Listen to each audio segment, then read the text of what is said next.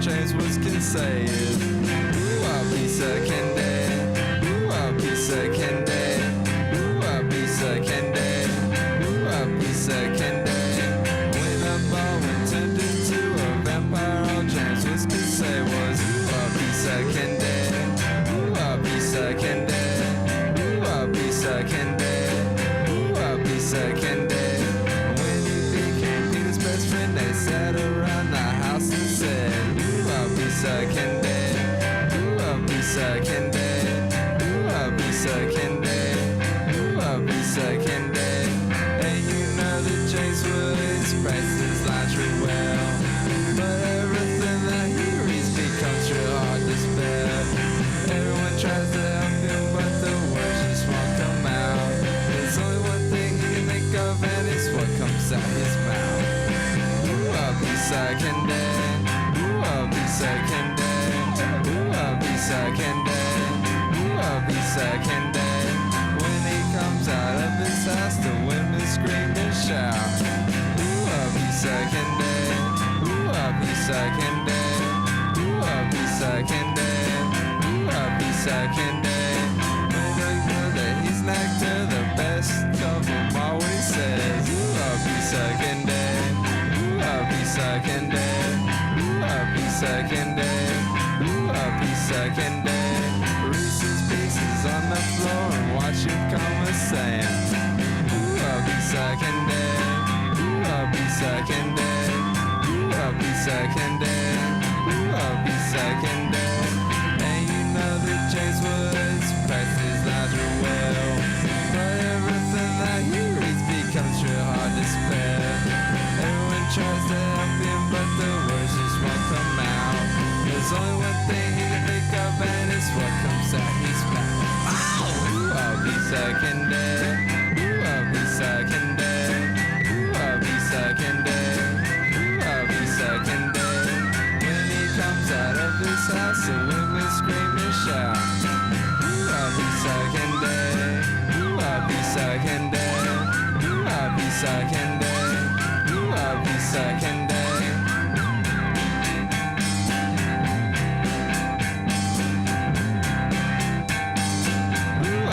Second day.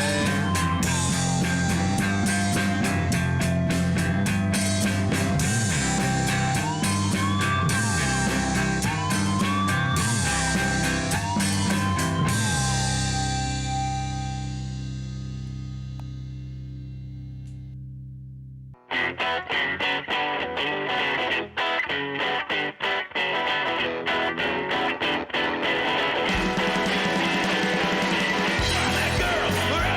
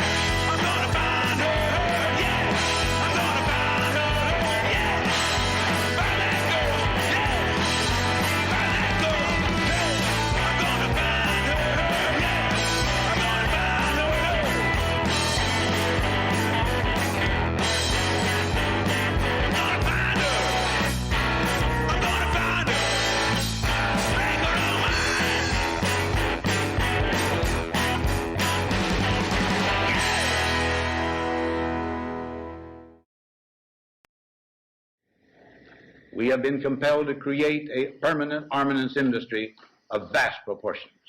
We must guard against the acquisition of unwarranted influence, whether sought or unsought, by the military-industrial complex.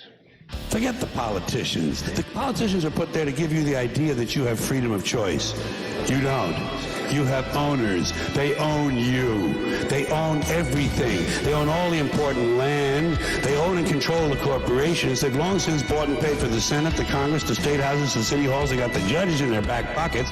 And they own all the big media companies, so they control just about all of the news and information you get to hear. But I'll tell you what they don't want. They don't want a population of citizens capable of critical thinking. They don't want well-informed, well-educated people capable of critical thinking. They're not interested in that. That doesn't help them. That's against their interest. I am a revolutionary, and you're going to have to keep on saying that. You're going to have to say that I am a proletarian. I am the people. As a councilwoman, do you think you should really be in handcuffs? Does that send a good message? You're breaking the law? This is about political leadership. All the best activists in the past and in the present have put their lives on the line to fight for the rights of workers. They don't want people who are smart enough to sit around the kitchen table and figure out how badly they're getting fucked by a system that threw them overboard 30 fucking years ago. They don't want that. You know what they want? They want obedient workers. Obedient workers. People who are just smart enough to run the machines and do the paperwork and just dumb enough to passively accept all these increasingly shittier jobs with the lower pay, the longer hours, the reduced benefits, the end of overtime, and the vanishing pension that disappears the minute you go to collect it. And now they're coming for your Social Security money. They want your fucking retirement money. They want it back so they can give it to their criminal friends on Wall Street. And you know something? They'll get it. They'll get it all from you sooner or later because they own this fucking place. It's a big club, and you ain't in it. You and I are not in the big club. I've seen things you people wouldn't believe. We'll do it live. Okay. We'll do it live. Fuck it. Do it live. I'll write it and we'll do it live. Fucking thing sucks.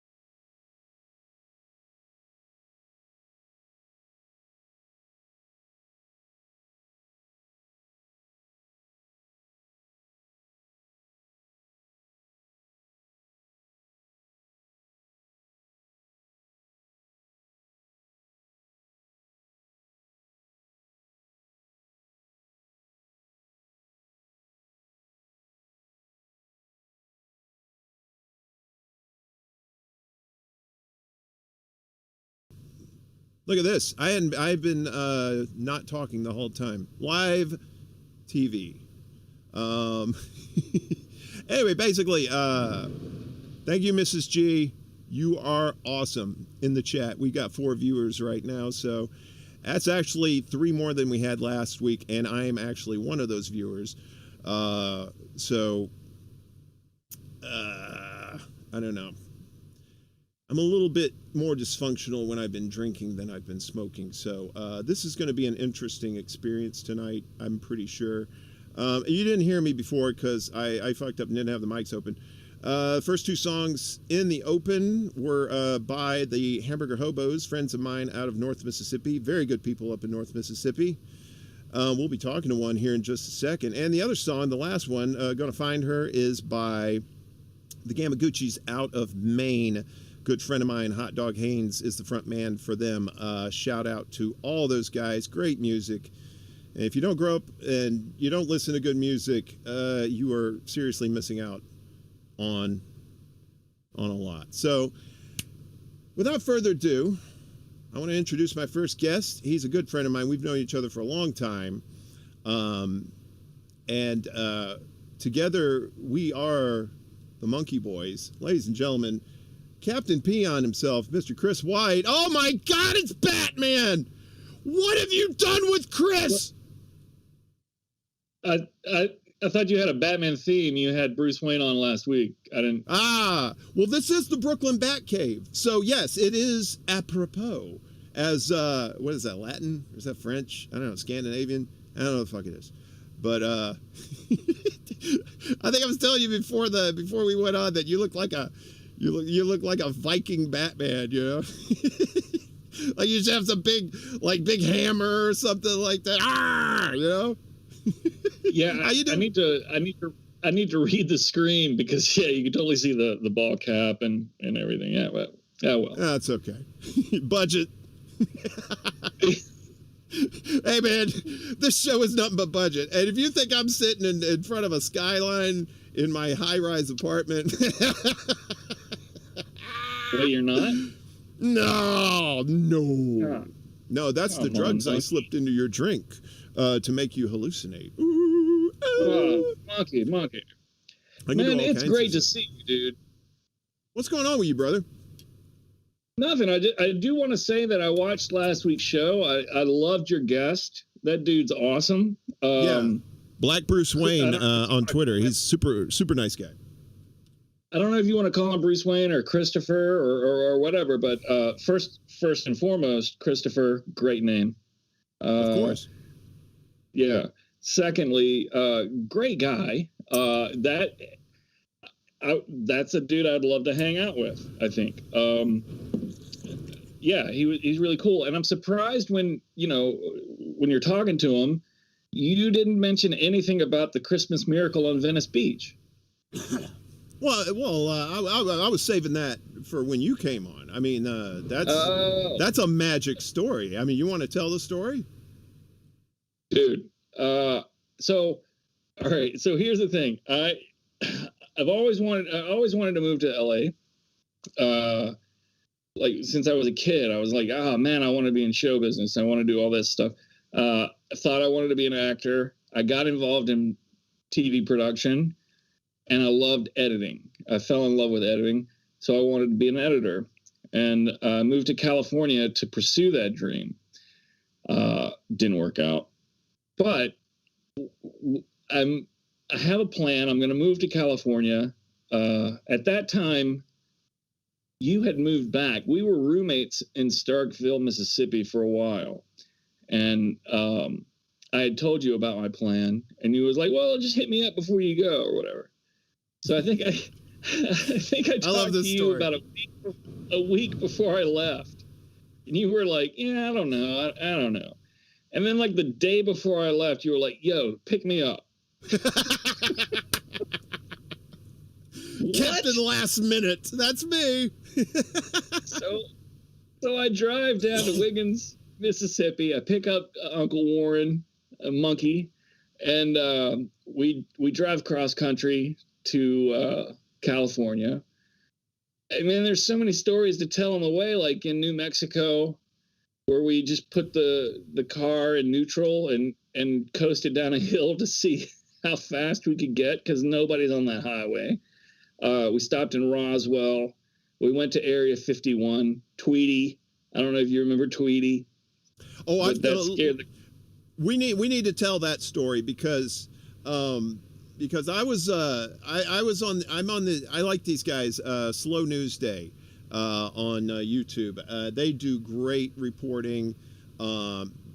They also have they have like a regular show that they do, where it's news and stuff like that. But on Friday nights, they have this show called Get Your Shit Together, and it's a call-in show, right?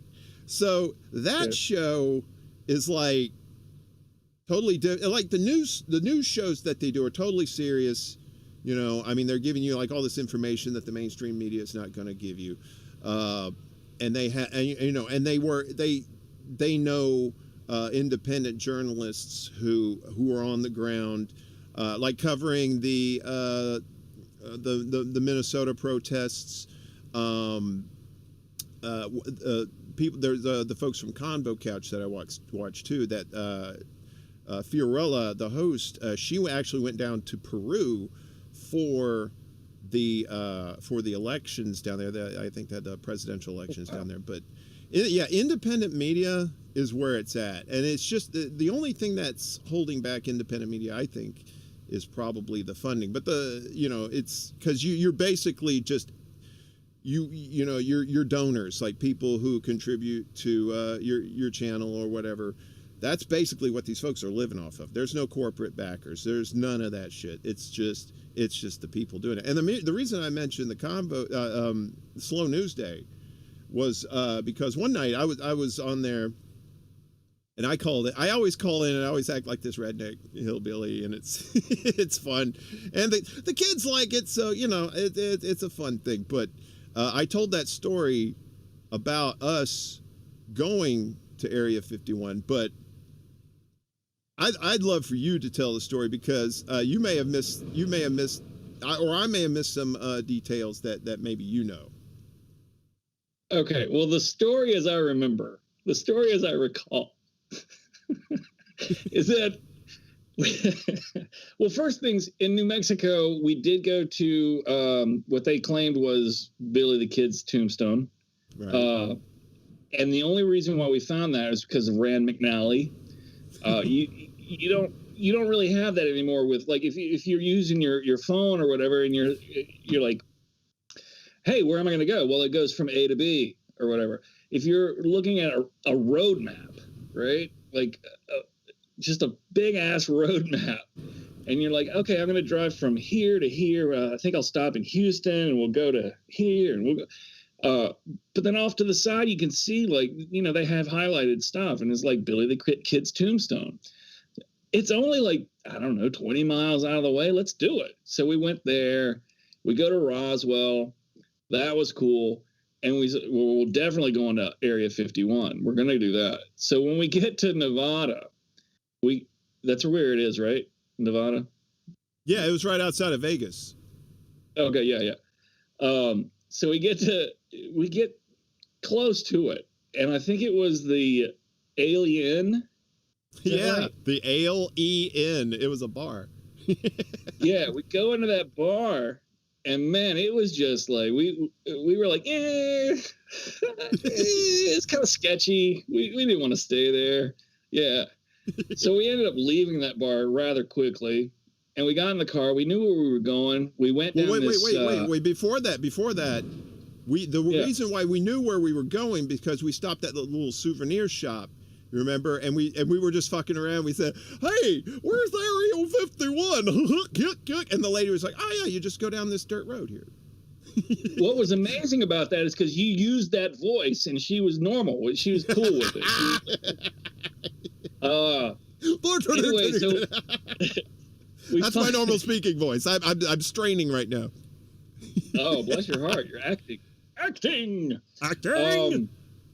So we get to Area. It's like a 13. Is it 13 mile? Or is that something Carmel? Like that. I'm not sure. I know the road. It was a while. I know the dirt road through the desert. Once we got off the extraterrestrial highway, because that's where we were, we turned off. I think it was like it was like 15, 20 mile dirt road down there. Yeah. So we go down this dirt road, and we're driving, and they have these buttes or cliffs or whatever, and we saw like an SUV at the top, and then we turn a corner, and as soon as we turn the corner, there's the sign, like no photography, no one permitted past this point, like that was the sign for Area 51.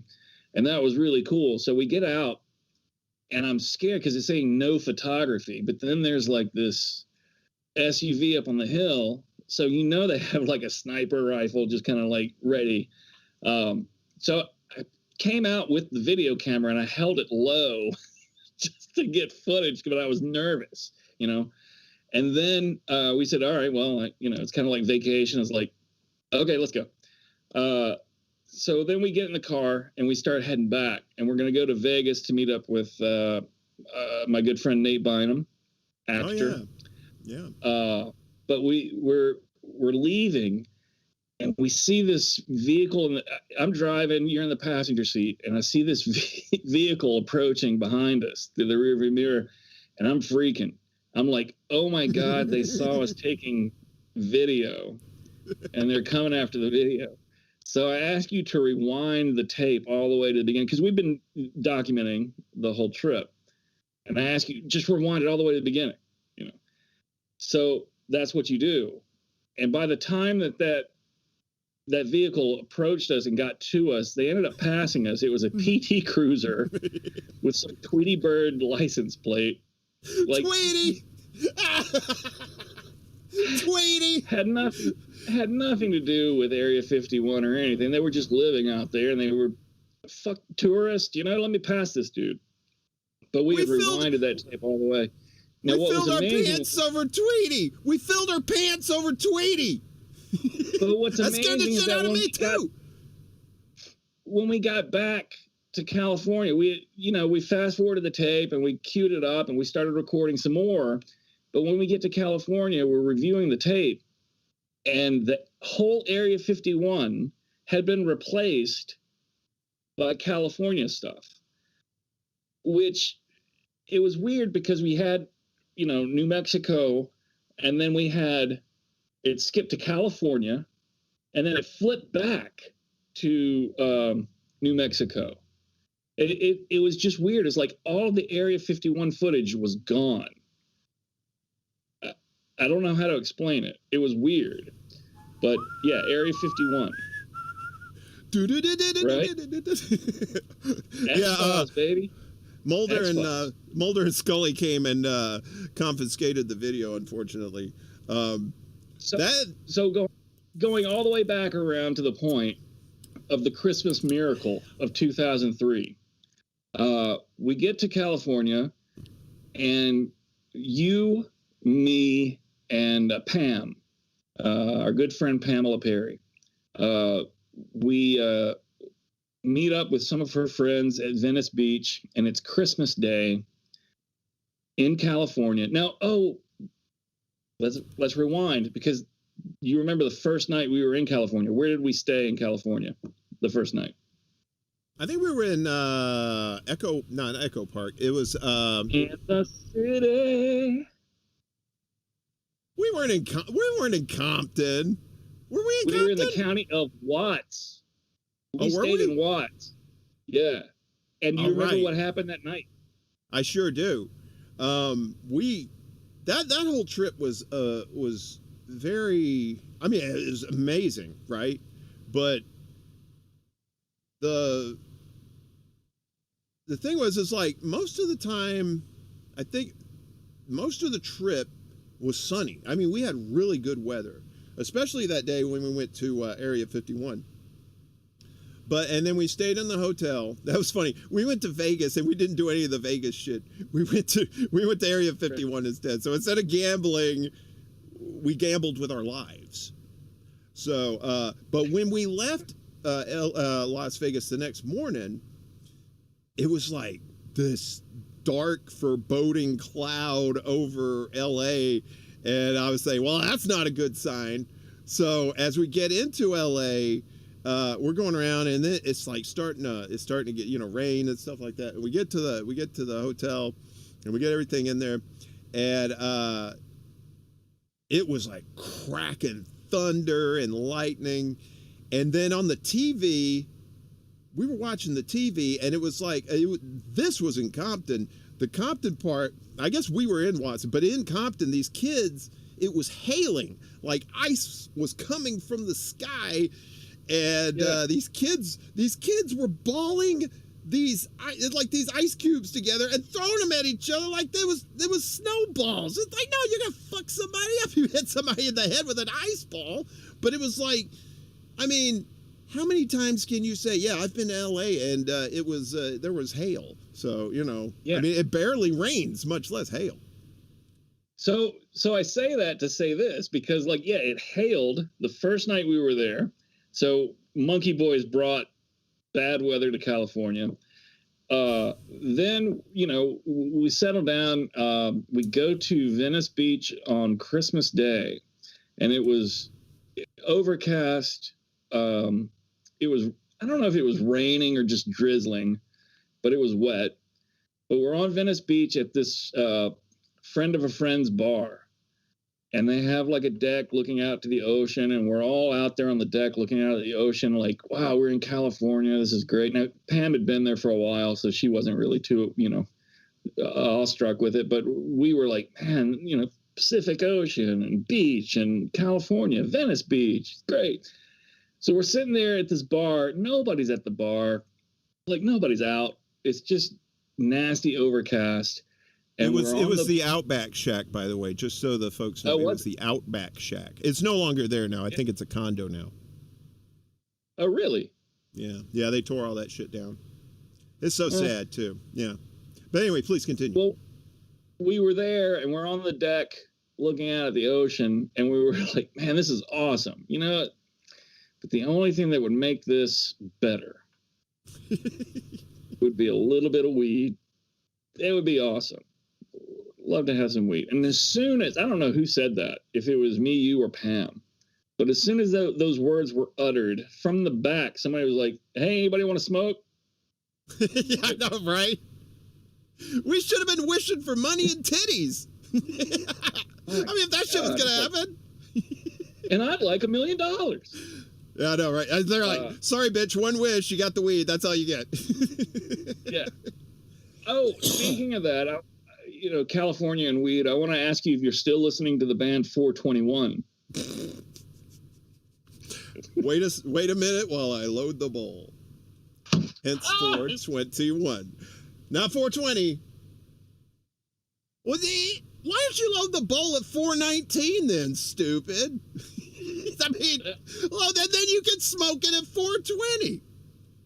The fuck is that? I will say that, like, that was the worst day, probably. It wasn't the worst day because I was with friends. But, well, it was you. Was it you, Pam, and Ginger, right? Yeah. Were you not there? I think I was working. I think I was at work, and oh man, you guys told me. No, I'm glad I didn't go. I mean, after what y'all told me, I was like, somebody, either Pam or Ginger heard about this band. Their name's 421, and like we had access to go listen to them rehearse, and we were so desperate to get smoke. We were like, we'll go listen to them rehearse so we can smoke. Hey, but let me make sure that people know the situation. This was around 2004, so this was before they had legalized pot in California. So you couldn't go to a dispensary. You had to have a guy. So, okay, please continue. I think you had to have a license. You had to get a medical license or whatever. It was medicinal, right? At that time. Did they have? No, they did. You're right. They did have medicinal. They hadn't legalized it outright. You were absolutely correct. That was 2004. So, because I had a buddy of mine that I worked with at Borders Books on Sunset and Vine. He had a medical card. Right. So yeah, you're right. Go ahead. I'm sorry. Well, I remember that Pam, when I moved out there, she had lined up us a place to go and grab some. But then the feds busted that place and closed it down. So we were out of luck on that. But I do remember going to this rehearsal of this band 421. Why do you call yourselves 421? Well, give me a minute to load the bowl. And I was like, all right, cool, awesome, great. We're going to smoke out. Call yourself 419! Why you gotta make people wait? What the fuck, man? No wonder that band sucked. Nobody wanted to wait. Well, I would have waited. But the problem was during the rehearsal, they take a break and they start drinking. And we're looking around, we're like, well, where's the bowl? We gave you a minute to pack the bowl. Where is it? Oh yeah, we don't smoke weed. What? Unbelievable. You give yourself a stoner band name and you don't even smoke weed? Oh my God. That's what LA is, isn't it? I mean, ask It's Christopher, fake. he would probably know better than me, but like LA, Liars Anonymous, right? Like Well, the whole town is fake. I mean, basically, I mean, there's no palm trees indigenous to Los Angeles. They brought all that shit in, all the, the yards and shit like that. It was a fucking desert, man. So, I mean, Hollywood is literally fake. It is literally fake. And the rest of Los Angeles, same thing. So, yeah. You went to Riverside, right? You had to go all the way out to Riverside, too, to go experience that. That was the worst. I was about to say. That was sketchy parking lot and getting the Mississippi ditchweed. Like what? Do you remember? Drove to Riverside. Speaking of ditchweed, well, I don't know. It was probably better than that. But do you remember when? I think it was the first time we were buying weed, and I think it may have been a guy I knew. I think it was a guy. It was a friend of a friend a guy I worked with at Borders in Glendale. I worked at the Glendale store, then I worked at Hollywood. But when I worked at Glendale, I met this dude. I think he was like a cashier or something. And I said, hey man, where you get some smoke around here? And he said, oh yeah, I got a dude, And then I think our first time going for the meetup, what was it? It was like, was it behind like an El Pollo Loco or something? We were meeting up. It was like some shady shit. I can't remember. But I remember we were behind a building and we were meeting up with this dude. And I said, man, this is just like, it seemed like we were doing like a Coke deal or something. Like we were going to both open the trunks. One of us had the Coke. The other one had like the case of money and we were going to do the exchange. It just kind of felt like that, even though we were just buying like, I don't know, maybe like a half or something like that. I don't know what it was, but yeah. But that shit was, I mean, after all the years we had been smoking that Alabama ditch weed, and then you smoked that Cali stuff. Hoot! HOON'T. Who not? Yeah, that was like, chef's kiss. But, yeah, we had a few adventures. I think, was it, so you were there for about a year, and then you moved to New York because your girlfriend at the time was living there, and you went to go live with her. Is that right?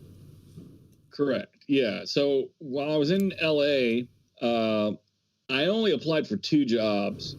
Glendale, not LA. Glendale. I wanted to get into production. Didn't know really how to do that. I was in LA, Glendale.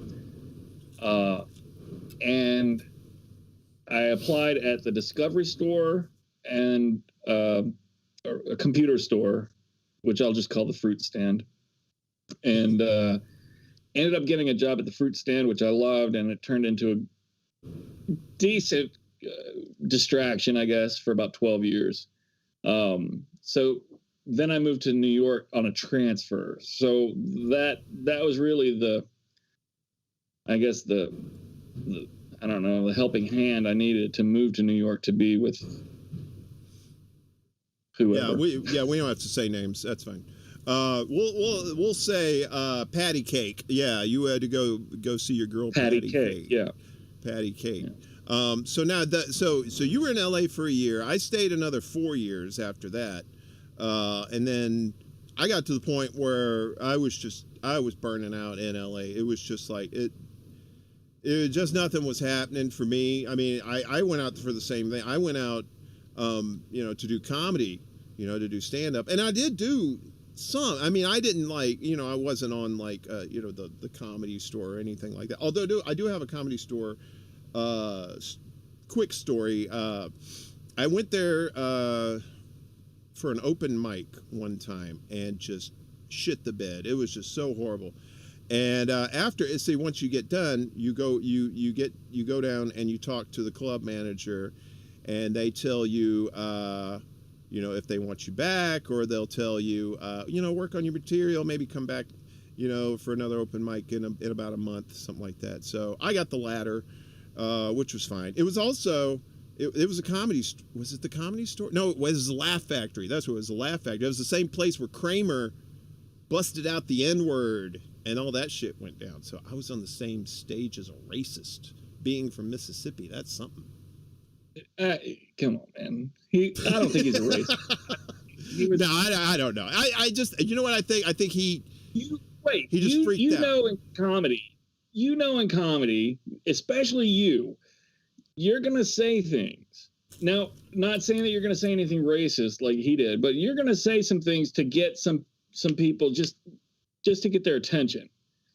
And I feel that that's what he did. I think he was pushing it, and he pushed it way too far, but I don't think he's a racist. I don't think Michael Richards is a racist. I don't know him. He could be, but I mean, why would somebody say that though? That's just kind of like, I mean, I know the guy, I think was there a black guy heckling him or something? And that's when he unloaded on that guy, and then somebody had a phone, of course, and then the shit went viral. But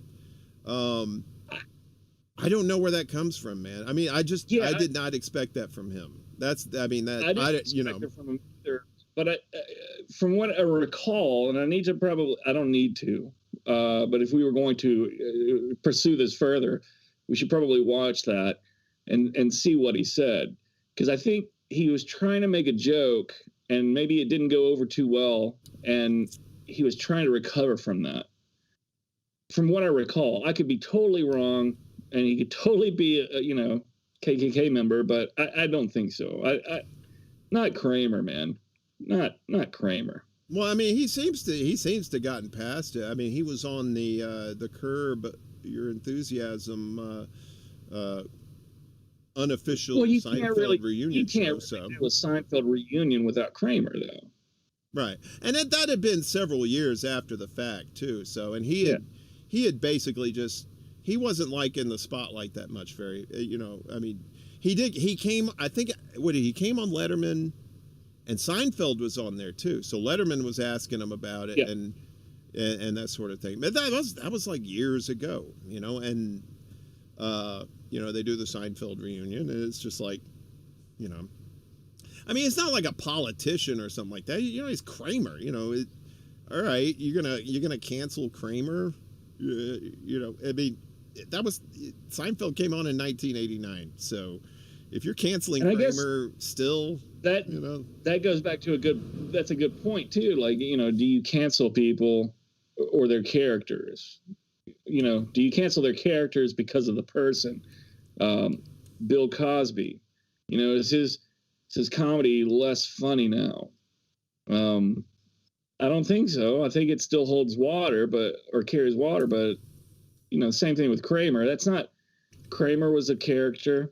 Kramer is awesome. Maybe Michael Richards is not.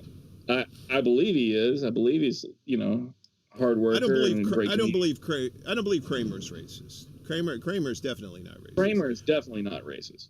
Michael Richards, I don't know his backstory. I don't know the history. I don't know what, he went through in his life and what led up to that outburst. But, like I said, that was years ago. He hasn't really done anything since except Curb.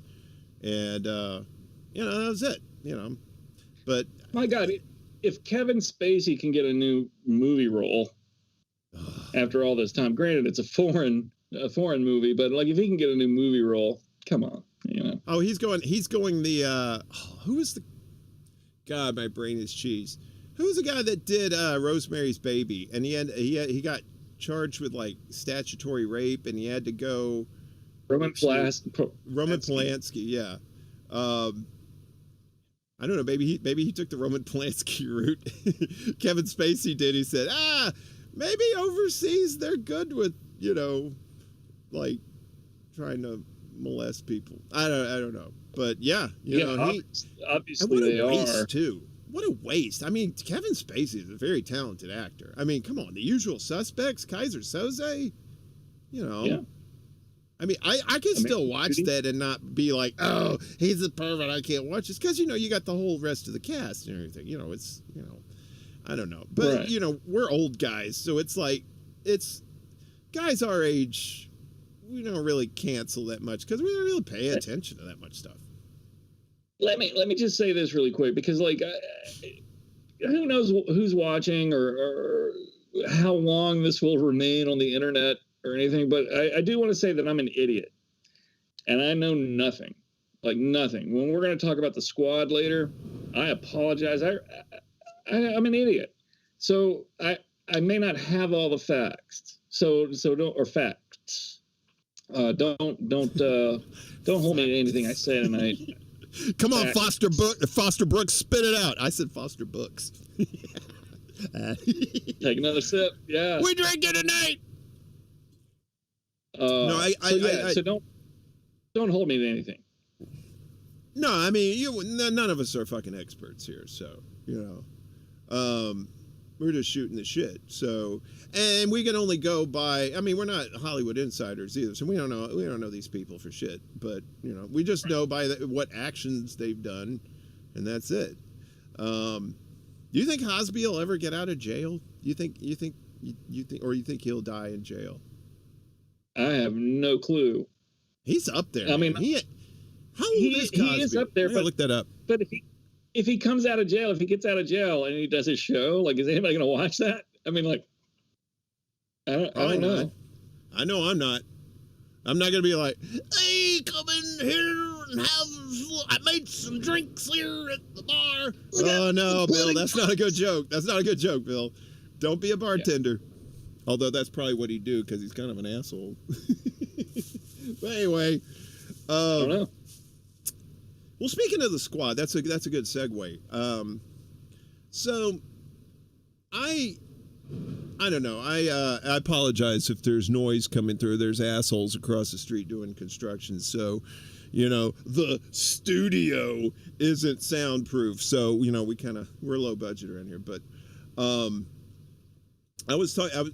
I like you said. I am more like I'm basically really only on Twitter now. I still have the Show Me Your Mississippi page on Facebook, but basically other people are running it. I just started it, and a whole lot of people joined it, and I just said, all right, I just wanted it to be, y'all can have this, so I could get off of Facebook. Because I found that my political rants on Facebook, I'm sure some people appreciate it, some people don't. I mean, it's just like anything else. But it just seemed more natural to do those things on Twitter. So I kind of gravitated towards Twitter and would just tweet out stuff that was coming off the top of my head, because I pay attention to, I pay attention to a lot of this political stuff. And I'm no professional either. I'm not a lawyer. I've never ran for office. Although I have been a campaign manager for a guy who ran for sheriff, and you know who that is. Yeah, great documentary out there.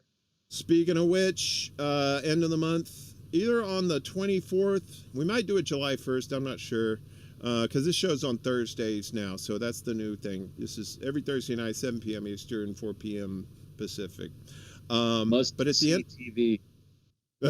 Must see, and then purge yourself of the poisons that you get from it. So, take a nice bath because you feel dirty afterwards. But that's the goal of the show, to make you feel dirty.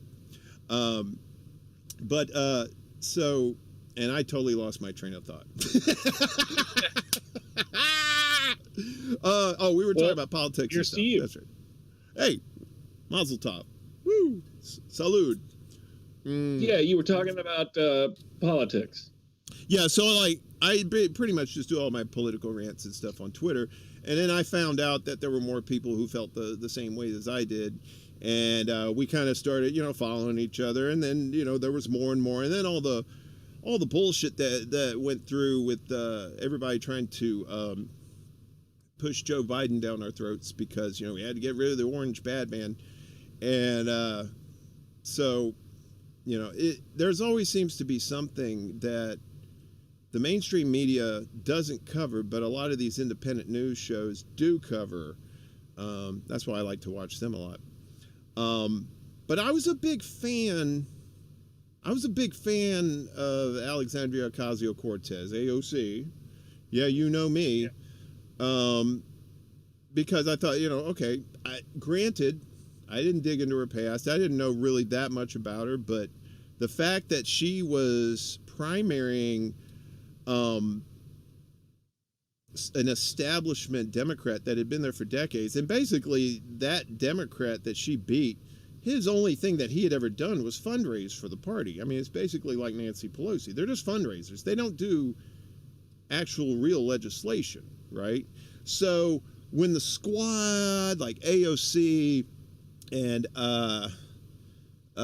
Jemiah, I don't know, Jemiah, damn, a lady from Minnesota, there's Ilhan Omar, and there's like a whole bunch of people that make up the squad or whatever, and they're supposed to come in there and shake up the establishment. Like, when these corporate Democrats want to do like war and give, tax breaks to rich people and stuff like that, they're supposed to come in and put the kibosh on that shit, But it just seems to me that they haven't done that. All they've done is just they care about their brand. Because when they're on, you see, I don't know, you're probably not on Twitter as much as I am, but I happen to follow a lot of them, and they make these tweets. It's like, now, what would universal health care mean to you?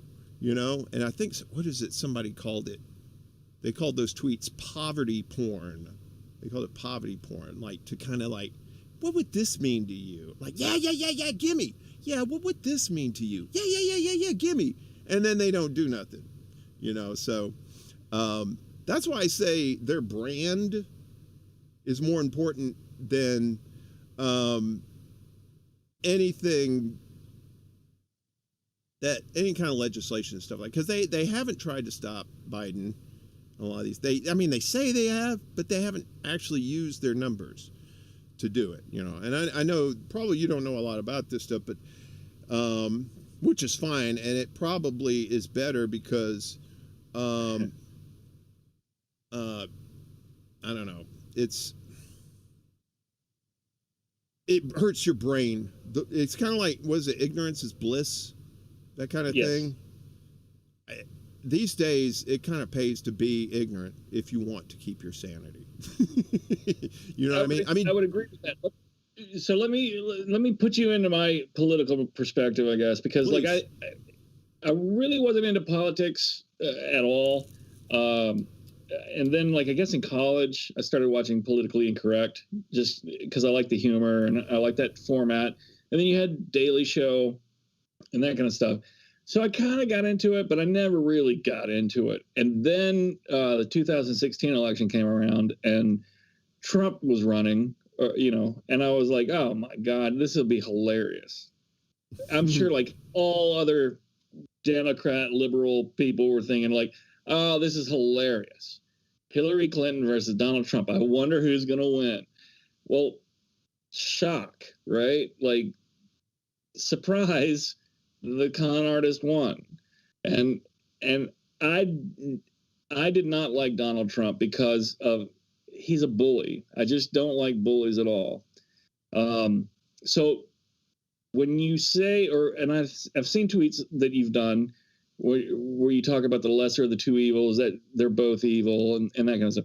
Honestly, I really did feel that the Democrat would be the lesser of the two evils Why did I feel that? Because I believe I knew who Donald Trump was. I thought I know he's a bully. He's a con man. And you can see that out of Trump University and all that other stuff. So I was never really for Trump. So then I'm watching and I'm getting into politics and I'm watching MSNBC and I'm also watching Fox. So I'm getting both of the extreme views, I think, of left and right. Then Trump wins and it's unbelievable, but I'm stuck. So then, because I was watching MSNBC, I started watching Rachel Maddow. I really liked Rachel Maddow because she would start her show basically with a history lesson. She would talk about something in the past and then tie it into what's going on currently. And I love that. Like, you're learning history and you're learning how it repeats itself. But then when Donald Trump got elected, she was really more about just going after Trump, after anything that he would do. Same thing with all the other liberal media. Anything bad Trump would do, or even if it wasn't bad, they would go after him. And after a while, man, I just got really tired of it. It was just more stress than anything else. Just, going on. Now that Biden won, Maddow has really kind of gotten back to the history and how it ties into today. And I really like that. However, the other night, I don't know if you watch her or not, but the other night, she was really distraught about Biden's DOJ about not going after, Trump. And it's like, there is a disconnect, because I've seen your tweets, I've seen other people's tweets, and the mainstream media is in on it. I mean, it doesn't matter if you're Republican or Democrat. They're going to screw you over. They're going to screw us over. It doesn't matter what party you are, which I want to get to later, because we are talking about the squad. But it was funny to see the disconnect between, I guess, the parties, Republican and Democrat, saying, hey, we're not going after you. But the media is like, why aren't you going after Trump? And I believe there should be some accountability if he did something wrong. If it was proven that he did something wrong, totally should be some accountability there. But that's what they were calling Trump derangement syndrome. And it was the whole Russiagate thing was just a complete nutty situation. They never found any hard actual evidence. It was what the press was running on. The press was running on these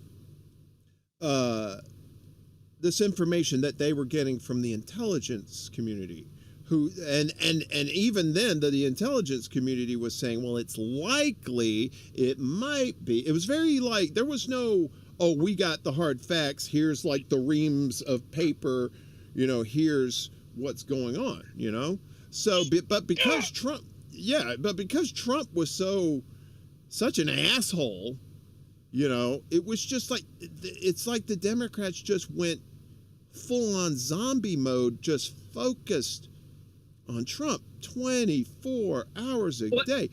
Rachel Maddow, Keith Olbermann, CNN, all these fuckers. I mean, I used to watch, I was with you. During the Gulf War, I used to watch Rachel Maddow. I don't know if she had just started, I think, maybe during the Gulf War. But I used to watch Keith Olbermann religiously, because he was always hammering Bush. He was hammering him left and right, boom, boom, boom, boom, boom, and he would even attack some Democrats that would be helping Bush, So I was like, all right, Keith, good for you, right? And that show is where I discovered Bernie Sanders, because Bernie was always he was a frequent guest on that show. And Bernie has been saying the same shit for 40 years, Medicare for all, we got to get free college, this, we got to fix the environment, all this stuff. He's been consistent for 40 years. And he was saying that shit on Keith Olbermann. So when 2016 came around and Bernie announced that he was going to run, I was like, finally, there's not some sellout piece of shit lesser of two evil shit that I got to pick from. Because I'm going to be honest with you. The last national election I voted in, I think I voted for Dukakis. That's how long it was been. Bernie brought me out of the wilderness, and he brought a lot of people out of the wilderness. You know what I mean? And this kind of goes back to what I was saying about the squad. It's like, okay, Bernie, what happened to you? You in 2016, you were railroaded. There was a lot. There was a lot of crazy shit going on at a lot of these primary voting and stuff like that. And I don't want to say that was all that. Bernie made his mistakes. All right, I'm not here to praise or bury Bernie. I'm just here to say that he made mistakes. But the thing was, what mistakes did he make? Well, I mean, some of the people. Well, 2016, he didn't make that many mistakes. He was I think he was more screwed over in 2016. The DNC took him up. Well, remember in 2016 you had the superdelegates, right? So yeah. Hillary had all the superdelegates right off the top, and what the mainstream media did is they took those numbers and skewed it to make it look like Hillary had all this support from voters, but it was really from superdelegates, right? So all that shit went down. So let's fast forward to 2020. So now Bernie's got some juice behind him, right? Bernie's the man, right? Boom, he wins Iowa. He wins New Hampshire. He kicks ass in Nevada, and it's like everything's gravy, right? He's flown. He's doing his thing, and then when he gets into debates, he doesn't press anybody. He may be a little bit, but he keeps saying, "My friend Joe, my friend Joe, my friend Joe." I wanted to punch him in the fucking mouth. I'm like, stop calling me your fucking friend, all right? Joe Biden is nobody's friend. I don't even think Hunter Biden likes him. I mean, that's a bold statement. I know for sure. And I have been sipping on a little bit of the devil's tear ducts. But Joe Biden was in last place. And if Jim Clyburn, that piece of shit that's in South Carolina, if Jim Clyburn hadn't have said, y'all need to vote for Joe Biden, who knows? Maybe Bernie's president. Because I know Bernie would have kicked Trump's ass. Bernie would have swept him off the floor. I would agree with that. And I think that was interesting too, because Clyburn is promoting Biden. But who was at the civil rights movement? Who was getting arrested? Well, Biden said he was. Biden said he was. He said he said he was at the civil rights. It was Bernie. Bernie was getting arrested. Bernie was standing on the front lines. Bernie was there, and that was surprising to me. What's wrong? No, you're right. I'm trying to picture. I'm gonna look for that picture of Bernie, and gotcha. So let me see if I can find you. But please continue. Yeah, he was rocking those glasses. I don't know if they were thinner than these, I think. But Bernie, man, I would have loved to have seen Bernie go against Trump. However, I think the debates would have turned out exactly the same way. I am glad that Trump is not our president. I believe that president, there he is. That's our boy. Yeah, man. Why aren't you promoting him? Why aren't you backing him? I do believe that a president should be presidential, and I did not get that from Trump. I believe that Biden says the right things, but of course, when he gets into office, marijuana, whatever, it's cool, it's fine. But then his staffers are getting demoted or moved or whatever if they claim that they were smoking. $15 minimum wage, where did that go? $2,000 went to $1,400, which is still great for somebody like me who didn't really need it. But thank you. But you need to have people. I don't know. It wasn't like they couldn't do the 2,000. That's like fiat currency. They could just print that shit out. You know what I mean? Because what it's going to do is it's just going to go back into the economy. And that's what a stimulus is. You pay people, you know, first off, you shut it down, you shut everybody down, and then get this fucking this vaccine out. Do it properly right off the bat. Get this as quickly as possible. And then, you know, and then you take care of the people while they're shut down. You know? I mean, Germany was doing, I think, all these first world European countries were doing this shit. Hell, some third world countries in fucking Africa were doing that shit, man. They were like giving them $400 a month.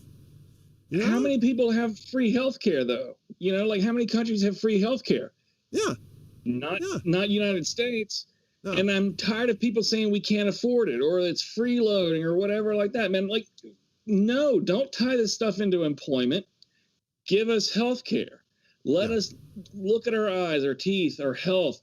Let's do preventive medicine. You know, there's so much stuff that we could do, man. We could have flying cars right now, man. Like, we should have had flying cars already. We should have had flying cars a long fucking time ago. You know they killed the electric car back in like the 70s or 80s, right? We would have had electric cars way back then. Going back to Venice, right? Like that was the whole thing. The canals in Venice or in Venice, California, right? That was set up for boats, correct? I could totally be wrong about this, but the way I remember it, it was set up for like boat travel. So you could get in a boat or whatever and travel. But the automotive industry got involved and they nixed that. Like, it's amazing, like, companies and the vast reach that they have, like, into the politics. It's amazing to me. It blows me away and it pisses me off and I hate it. I know we're going to get to the squad. I'm so sorry, but like Republican and Democrat, why do we even need those parties? I'll tell you why. It's for, how do I put it? It's for people who don't want to research to come up with an easy answer. Yeah. Right? I'm a Democrat. I'm going to vote Democrat. I'm going to vote against anything Republican. I'm a Republican. I'm going to vote Republican against anything Democrat. Well, that's stupid. If it's a good idea, promote it. Let's get infrastructure working, man. I'm driving on a road that's got potholes on it. Let's fix that. Yeah. We need that fixed. Let's come together and do that. Bridges are collapsing. Bridges and roads across the country are just, I mean, you see like these videos of these bridges. I think there was one in Minnesota that collapsed. I don't know. That was like a few years back, but I mean, but the thing is, it's every single politician in Washington is at the whim of their donors. You know, and it sounds cliche to say that, but it's true. I mean, just look at the legislation they passed. It's not cliche to say that because think about why they haven't passed term limits. Right. Yeah. Right? Why haven't they passed term limits? I'll tell you why they haven't passed term limits. Because people like Dianne Feinstein or I don't know, somebody else that's old or whatever that shouldn't be there anymore, like they're getting their pockets filled by corporate donors. Yeah. I can't prove that. I haven't done the research, but that's exactly what's happening. Like you can get the proof. I mean, opensecrets.org, I think. And it shows you could go to Open Secrets. You could see any politician, who their donors are, that sort of thing. So Open Secrets is really good. I don't think you'd be able to see everything, dude. Well, not the dark shit. I mean, not like the under the table stuff, but like the actual like that they have to report to the Federal Elections Commission, the FEC. So those you see on there. Instead of passing term limits, I'd like to promote something. Instead of passing term limits, I would like to say that if you ever flip-flop on something, you're out. Yeah. So if you say something like, well, the Republicans did that and it's shameful and it's horrible. And then you turn around next year and do the exact same thing. it's if you're being hypocritical, let me put it that way. If you're being hypocritical, you should be booted. You know, you could flip flop on something. You could change your mind. I totally get that. But if you're a hypocrite, man, get out, man. Like that's exactly what's going on right now. Like, oh, shame on them. They did this. Well, you did the exact same thing like 4 years ago. You know, it sucks, man. See, I get stressed out over it, man. It sucks. Are you stressed out? Are you stressed out? Seriously? Well, then I got something for that ass. Oh, yeah. That bitch in the middle, that one that's upside down, that's the ringleader. That's the motherfucker that runs all these pimps all around here. That little, look at how cute he is. Oh, my God. Oh, shit. Left, man. Kitten on the left was like, I'm done. I'm out. You thought I was kidding when I said kittens on demand. I told somebody that the other day, they're like, yeah, I got our kittens. I've always got kittens, man. That's my stress relief. That's my stress. If I'm on Twitter too much, I get off Twitter and I'll get on YouTube and I'll start watching kitten videos. And it's just like, and I think there's a live feed, I think. I'm not gonna fuck with it. But anyway, and it just shows these little kittens. It's just a live feed of these kittens in there. They're playing, the mom's there and stuff. It's just, you're like, but you need shit like that. You need this. You need a little this. You need the kittens, whatever it is, because this fucking political bullshit is just stressful as fuck. Especially when you care about your family, your friends, and even strangers you don't know that you know are in fucking trouble, and the government needs to help. You know, they need to step up, and when they don't do that shit, back to the kittens. You know what I mean? Speaking of kittens on demand, can you do a break on demand? Dude, you are reading my mind, and you are reading my bladder's mind, because we are going to go to a break. And kids, hang on. We'll be right back. The Monkey Boys reunion on Extra Bulla. We'll be right back.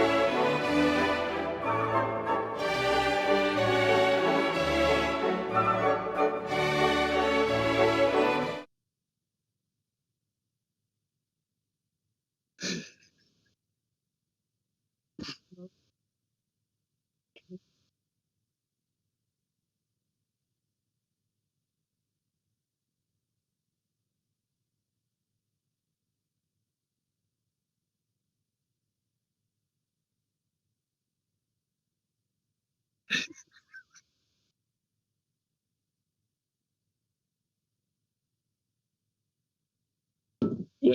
So I know we want to get to the squad. I'm going to be like I want to tell you, I was like you. I followed AOC for a while, and I thought like, oh, this is great. It's like young, energetic, just enthusiasm, and it was fantastic. And then I started thinking like, well, maybe it's a bit naive. It's great to think big, and it's great to go for the big things, because then you'd have to whittle it down, but I don't know. For some reason, I just kind of, I don't know, it skeeved me out, and I ended up not following her anymore.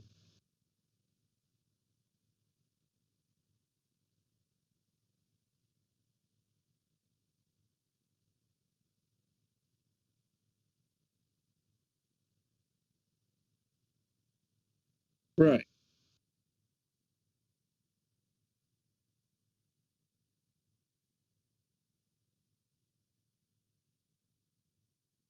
I am not.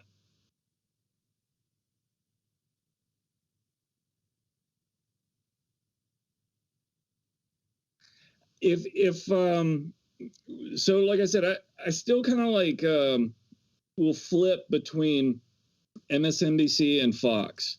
I want to get the extremes, and if it's something that I'm interested in, then I'll research it, and that might lead me to an independent dude.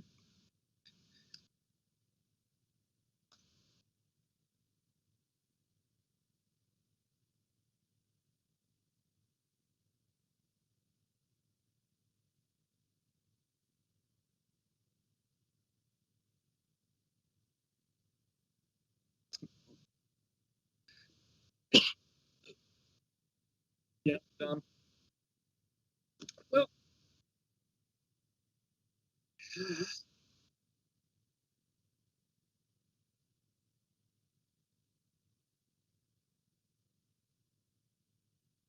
but see, that's the other thing too. Like, yeah, he got a BJ in office, and Republicans went crazy over that.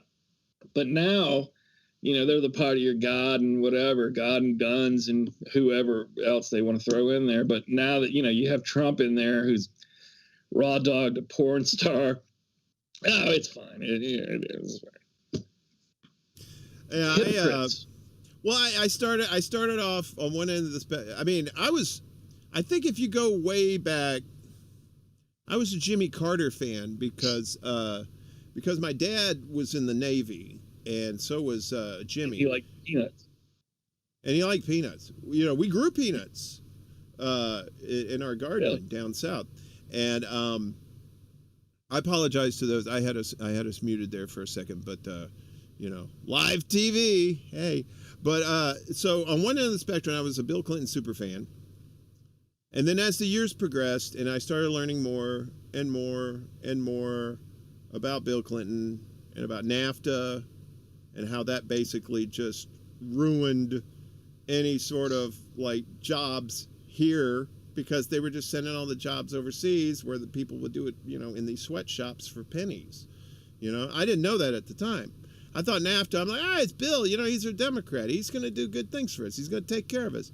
And no, he was basically a Republican. And then Bush came along, and the whole 9/11, and then the Patriot Act, and the fucking national Homeland Security, and all this bureaucracy we didn't need. It was just another level of bureaucracy. I mean, you had the FBI, you have the CIA. Why do you need all this other shit for, right? So then you get to Obama, who's like, okay, we're gonna give you health care. But you're gonna have to pay for it. You folks are gonna have to pay for it through the ACA and all these exchanges. It just made this, in theory, it sounds good. The Affordable Care Act, gives more people access to health care, but it's like, that's like saying you have access to the Rolls Royce dealership. It's not like you can buy one, but you can go in the store. You can look at one. You can say, oh, that's shiny. It's like, but you can't buy it because you can't fucking afford it. And that's what the AC was. Go ahead. And I think Yeah, well, I don't. I'm not smart. I'm not a smart man, but I know what love is. I don't. Jenny. Forrest Gump. Jenny. Yeah, I'm not. I don't know all that, the details and all that stuff. But from what I understand, like Obama really wanted to push like close to a Medicare for all, right? Well, And he was hoping that Republicans would join him, and he kept whittling it down to try to get Republicans to join him, and they never did. And that's why we had. I think he was shooting for the public option. I don't think he was. I don't think he was shooting for Medicare for all. But I think he was. Right. I think the high bar in the negotiation, they were going for a public option, but then they settled on ACA. And you know that was I mean, you've probably heard this before. That was Mitt Romney's plan when he was governor of Massachusetts. Yeah. Right. Yeah. So I mean, pretty much everybody knows that who knows about this. And stuff, it worked, correct? Well, it worked for the insurance companies. I mean. Oh, okay. I mean, well, I can't say for sure. I'm not too deep in the details of what actually went down in Massachusetts, but it was. The thing about the ACA that really pissed me off was the mandate. Wait, Mitt Romney was Massachusetts? Yeah, he's been all over the place. That guy is a political. He's a political whore. Oh yeah, he's Utah now, but he was in Massachusetts. Yeah, he's a whore. He's a political whore. But the thing about it was the mandate. So if you didn't, like at the beginning of the year, if you didn't have health insurance, you'd get fined for not having health insurance. So like if you're too poor to pay for medical insurance, how the fuck you gonna pay? You can't pay a fine either. It's just. Do you know if that was in the original bill? What the oh yeah. It was. You had to pay for it? Yeah. It was. In the mandate. Yeah, Obama put the mandate in there that you had to have health insurance, and if you didn't have health insurance, you had to pay a fine. And then Trump came along, and he got rid of the mandate. So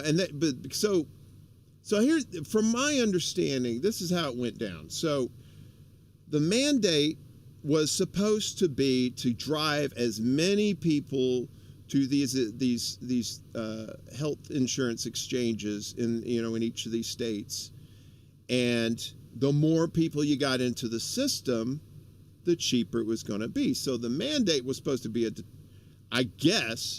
was supposed to be a deterrent to not having insurance, but that's like, okay, I'll try to be unpoor and pay for this shit that I can't afford, or I'll pay a fine that I cannot afford either. So it was like damned if you do, damned if you don't, and this goes like for people who are on unemployment. I guess it really depends on the state. If you're on unemployment, you can't get like what is it, SNAP? I think you can get SNAP, but you can't get welfare payments, right? So like people who are on welfare, they get cash payments and they get SNAP, the food stamp thing. So, but if you're unemployed, you can get on. I think here in New York, you can get on Medicaid in New York if you're unemployed. And I'm not sure how that works. I don't think you have to pay for that. I'm not sure. I mean, I was unemployed and I did that, and I can't remember the details. But anyway, but the mandate was bullshit. The mandate was like forcing people to get health insurance, or the money was going to go to, I guess it came out of your taxes or something. Like they took it out of your tax returns or something like, I don't know. But he never mentioned Medicare for all, because like Obama, Biden, Nancy Pelosi, Chuck Schumer, Mitch McConnell, all these guys. Hey, Jason Price, we can hear you in Illinois. I was born in Illinois, so you don't say Illinois. That's what Southerners say. Anyway, I was just checking the chat here. We got 2 viewers. I think I'm one of them. And Jason Price, thanks for joining us. Thanks, Jason. Jason, It's like a private showing just for you, buddy. Enjoy yourself. But it just always, I mean, okay, so you had all the ACA stuff, right? And then you had like AOC and the squad were like, Medicare for all, when Bernie was running. And then once, and then COVID hit and the whole election was kind of fucked after that. I didn't even get a chance to vote here in New York. I think I would have had to do a mail-in ballot or something. But at that point, he had already given up to Joe. And I'm like, what am I going to do? A symbolic, go Bernie. I'm not going to do that shit. Fuck that. So I didn't vote. And, and now look at the situation we're in now. Like you said, no $15 an hour. Not even a public option. You forget about Medicare for all. You knew Biden said he was going to veto that if it ever went to his desk anyway. So you got no Medicare for all, no $15 an hour. God knows what they're going to do with the environment. But you know what has happened? There's more kids in cages at the border. There's more people down there now than when Trump was there. And see, that blows my mind too, because we're always talking about job creation here in the States. Well, let's create jobs on the border, right? Let's get more judges. Let's get more border patrol agents. Let's get whatever. Screw the wall. Like that wall, like they showed people, climbing that the first week. Like you need technology. We're in the 21st century, is it the 21st? Yeah, 21st century. Come on, Buck Rogers. We're in the 21st century, man. Like, let's use some technology to patrol the border. But you could hire agents. You could hire judges and people that would caretakers or something, man, and make this easier process. It blows me away that they talk a big game and they're all hypocrites and they're the exact same, the Republicans and Democrats. It doesn't matter. Like they're only after them for themselves. They're only for themselves and they're only after more money. And it's really disgusting.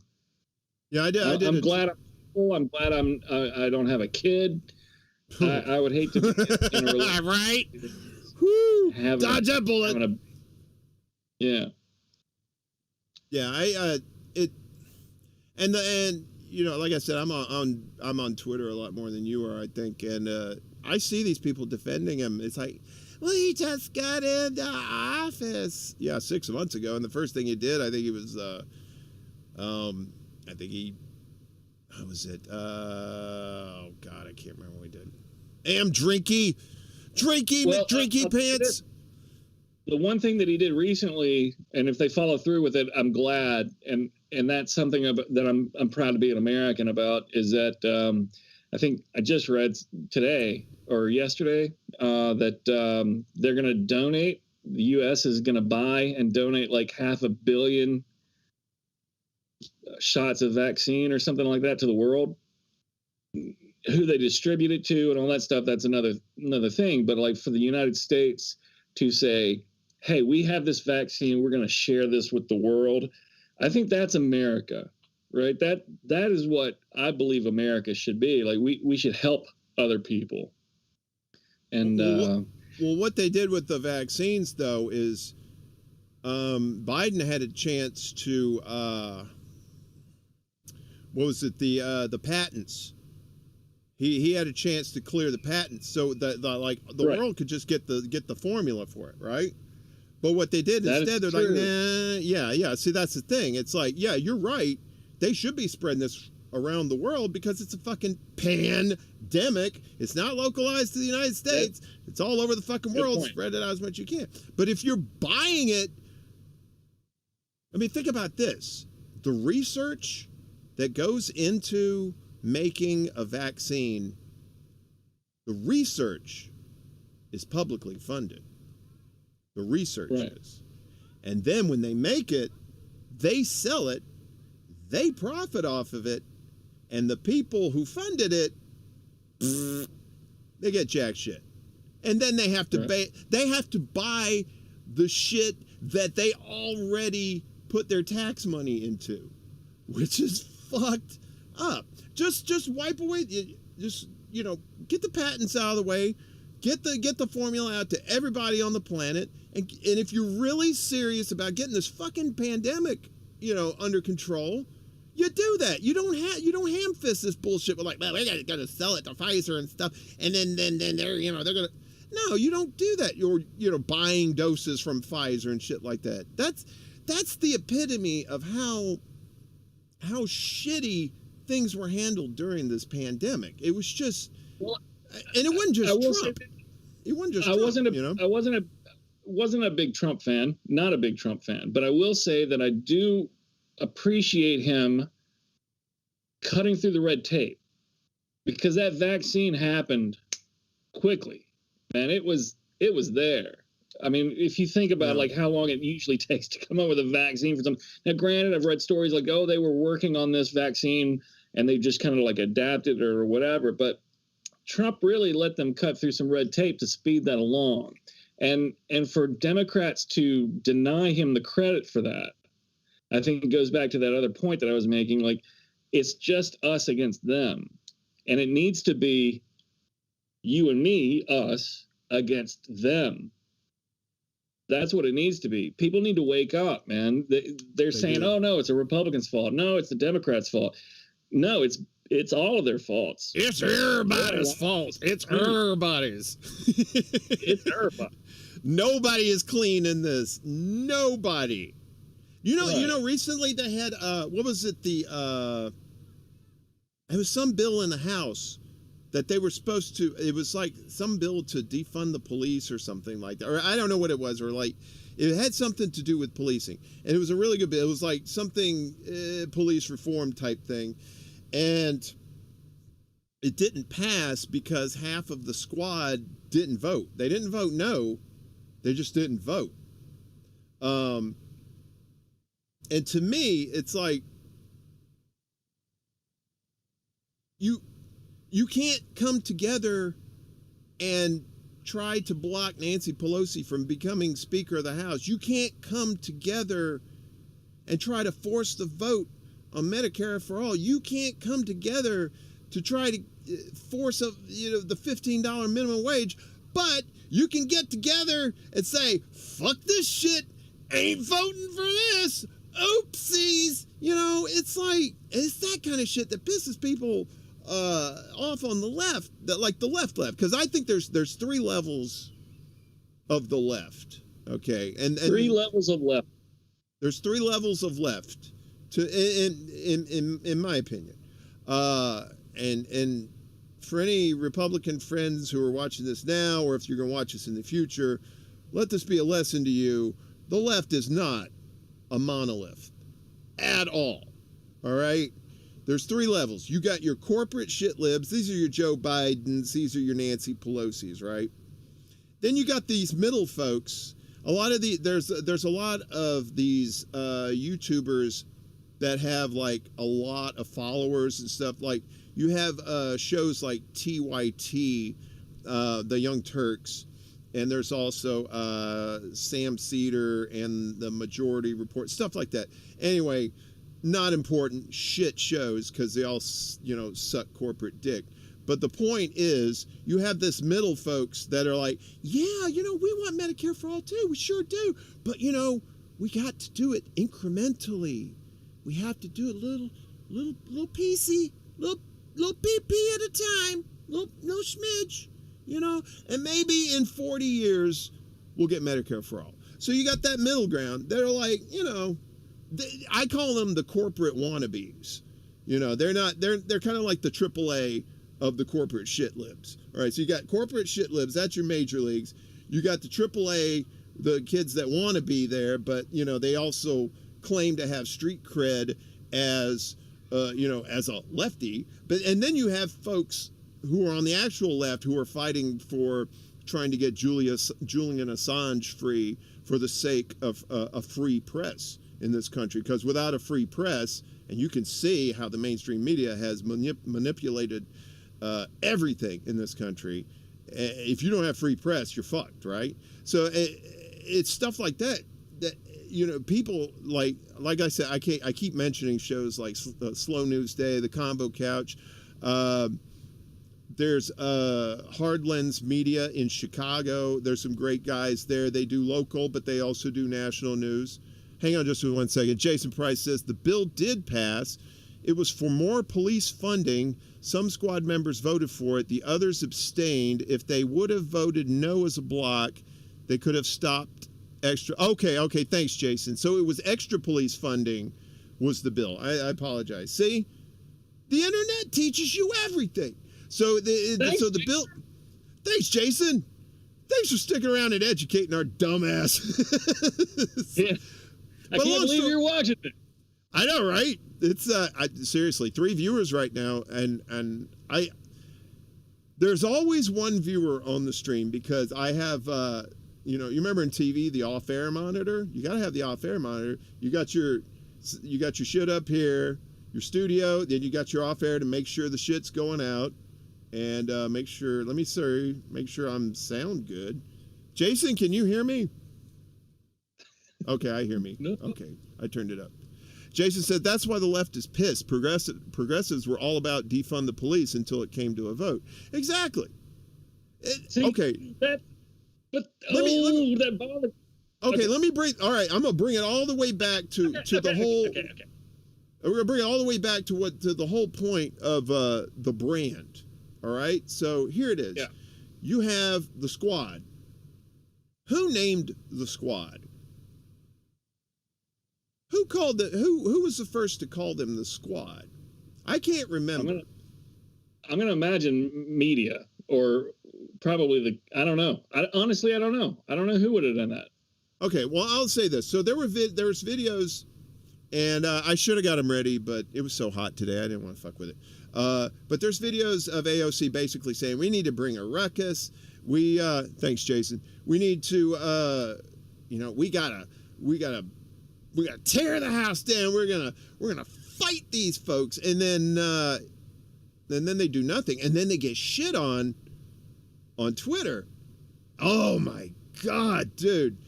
Every time they tweet something.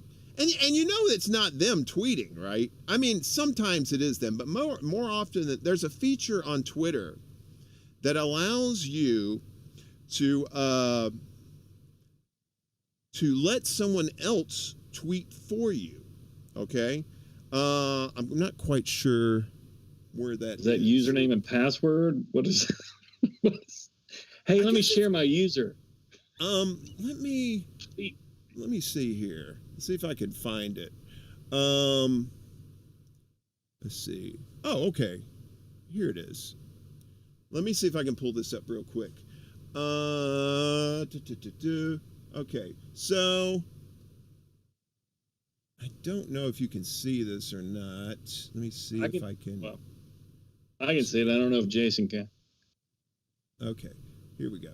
So here on Twitter, you have this thing called TweetDeck Teams. All right, you can invite anyone to tweet from this account using the Teams feature in TweetDeck. Turn on TweetDeck Teams, allowing blah blah blah. So basically, when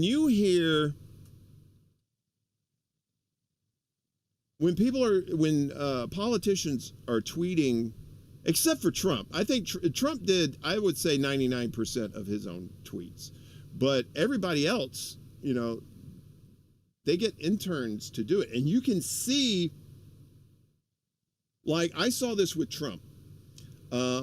When Trump would tweet out something himself, there was all kinds of fucked up shit wrong with it, right? I mean, besides the message itself, but like you could tell it was Trump tweeting.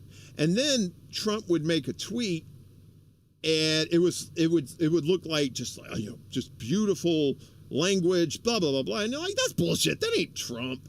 And so the same thing happens because a lot of times these representatives, these senators, even though it seems like they have a lot of time to get on Twitter and do that shit, I'm pretty sure most of the tweets that come out from those folks come from people around the candidates, like staffers and stuff like that, who do that kind of shit. So they tweet for them. So I don't even read those fucking tweets on Twitter anymore. It's just bullshit, and all it does is piss people off. They do these tweets, and then they get ratioed the fuck out of them. Like they'll get like maybe 1,000 likes, and then there'll be like 20,000 comments telling them what a piece of shit they are. You know what I mean? Because they don't do anything. Where are the results? Where are the... See, that's how I am. Where are the results? Talk. Where are the fucking results, right? I mean, I think most people are like that, wouldn't you think? Yeah. You know, I mean, that's kind of it. We didn't send you up there, to make friends and, take pictures and selfies and shit. We sent you up there to help fix this shit that's been wrong for since Reagan. Him and his fucking trickle down economics, which basically said the rich are just going to piss on you. That's what that was. Trickle down economics was bullshit from day one. And everybody, but he fooled people because Reagan was like Obama. He had that charisma, right? He could do that shit. And but that charisma started fading though, because he was already pretty old when he got elected. And by the time, I guess towards the end of his second term, I mean, rumor has it that Nancy was actually running the show because he was like, I don't know. He was probably like Biden. He's just dementia ridden. And that's why I think what's happened with Biden. Biden's not doing I think Biden's doing 10% of this shit, and the rest of the stuff that he's doing, it's all his people around him. Half the time, I don't even think he knows where he is. You know what I mean? It's just, but it's such a machine. Okay. So for those not in the know, this is what went down. So Clyburn said, yeah, vote for Joe. And but Bernie pretty much knew he wasn't going to win South Carolina. He knew even before Clyburn said that he was going to endorse him. But so he knew he was going to lose South Carolina, which was fine. I don't think he really campaigned that much in South Carolina anyway. So because he knew it wasn't going to happen. But anyway, so after South Carolina. Right, so Biden wins South Carolina pretty big. That's when Buttigieg drops out. That's when Amy Klobuchar drops out, right? Yeah. So now, and they're the corporate shit libs like Biden. So now Biden's vote is not divided anymore. But Elizabeth Warren, if you may recall, who said that Bernie said that women shouldn't be president and shit like that, which, he's only been fighting for women's rights for 40 years. Of course he would say that, But the long and short of it is, Warren stayed in the race, and that divided the vote, the progressive vote between Bernie and Elizabeth Warren, and that allowed Biden to ascend. Now how did Pete Buttigieg and Amy Klobuchar just drop out? I mean, did they do it out of the goodness of their heart? No, Obama told them to do it. Now, I mean, I don't know what Amy Klobuchar, I think she's just still a senator, but I mean, Pete Buttigieg, Department of Transportation, he got a cabinet seat. He was a good boy. He did well for the company, and then he got rewarded. And that's why everybody was so pissed off. That's a shame because, I was totally into Buttigieg. I like that he served the country. I mean, he did, and he held office. Even, it's not senator or anything like that, but he held office. He knew how to do that. He had some trouble, but for the most part, he knew how to do that. And I was for Buttigieg. I mean, I would have loved to have seen Bernie win the nomination. That would have been great. But other than Bernie, I was a Buttigieg fan. I was never a Buttigieg fan. I just saw through his fakeness, and then I researched. Okay. I mean, I'm not shitting on people who like Buttigieg. It's to each their own. I don't. It's, my guy turned out to be someone who bent over for the establishment. So I can't say anything about anybody else's candidates. But at the time, I thought, he just looked like his turn when he was mayor of wherever Notre Dame is, whatever town in Indiana Notre Dame is in, he was the mayor of, right? And the roads were just shit. It's just like he's doing. I'm like, wait, the guy who was mayor, whose city had shitty roads, you made him the Secretary of Transportation? What? Good point. Good point. I mean, that's like saying, hey, Drunky McDrunky Pants, we're going to make you the bartender. Go for it. Have fun. You know, see you in hell. You know, what could possibly go wrong? Oh, South Bend. Thanks, Jason. What's that, South Bend? Yeah, it was South Bend. I think, yeah, that's where Notre Dame is. Jason giving us the mad knowledge in the chat. Thanks, Jason. Good man. Yeah, Jason. Or a girl. I don't know. You may be a Jason and a girl. You know, it's 2021. Who knows? It's 2020 what? It's 2020. It's 2020 drunk. We're drinking on the internet. This was the dream. This was the dream. Hoot.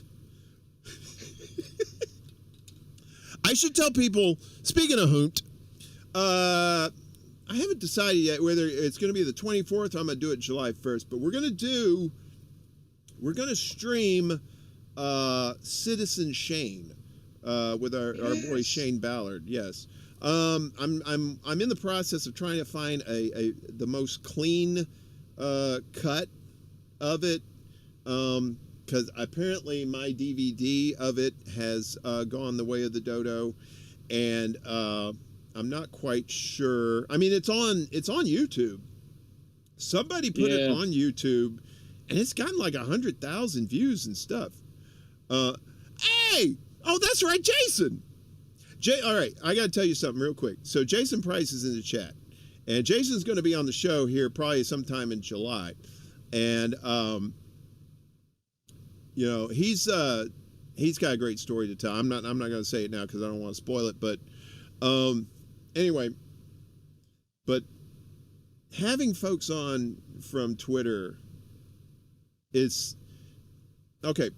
I know we're going off on a tangent. I'm sorry, but hey, this is the tree. This is what we do. So, so having folks on from Twitter, I mean, you only have 280 characters to really say something in a tweet, right? Now you could do a thread, you know, and then you could do multiple shit. I don't like communicating like that. I understand. It's great that you could just, it's almost like text messaging. Okay, I understand that. That's fine. That's beautiful. But I'm more of like this kind of format. You know what I mean? If I had my druthers, I would love to do this in person, right? But, you know, distance and stuff like that, you know, you do what you can. So, I think having folks on to talk when they're so limited on Twitter, it's great to have them on so they could say stuff, so they can have actual sentences, and you can see their facial expressions, and you can hear the tone of their voice, whether they're being serious or whether they're being fun, you know, that kind of thing. I mean, that's part of the communications, and that's what the whole thing about this show is, like bringing people together, bringing on interesting people and talking to them, and just having a free-flowing dialogue. You know, finding comfort zones and stuff like that. Now, granted, last week and this week, I'm talking to two people that, you know, I really like and respect. But, you know, eventually I'm going to have somebody on this show that's probably going to be like a right winger, maybe a Nazi, maybe something like that. You know, because good for you. I don't think we should limit our dialogue to all people if we disagree with them. Now, I'm not saying let's all be buddy with Charles Manson, you know, or Hitler or anything like that. But I don't. He's a great musician. I still have that CD that Shane produced. I think it's called All the Way Live, I think. Dude, I still have that song. That song at the end of Citizen Shane is amazing, man. I mean, like, for the story of that documentary to end with that song, holy cow! Yeah, like, he was a hell of a musician too. He, R.I.P. Ron and Shane. I'll pour one out, but in my mouth. This is not a twist off. I just found this in the fridge. So I apologize for this because I don't have a bottle opener. So look at that old trick. Kids, what you do? Here's what you do, see? Old timers, you ain't got no bottle cap. You take your bottle and you find you a corner on like a counter or something like that, and you put that cap right over on the counter. All right. Now I'm using country directions. Okay.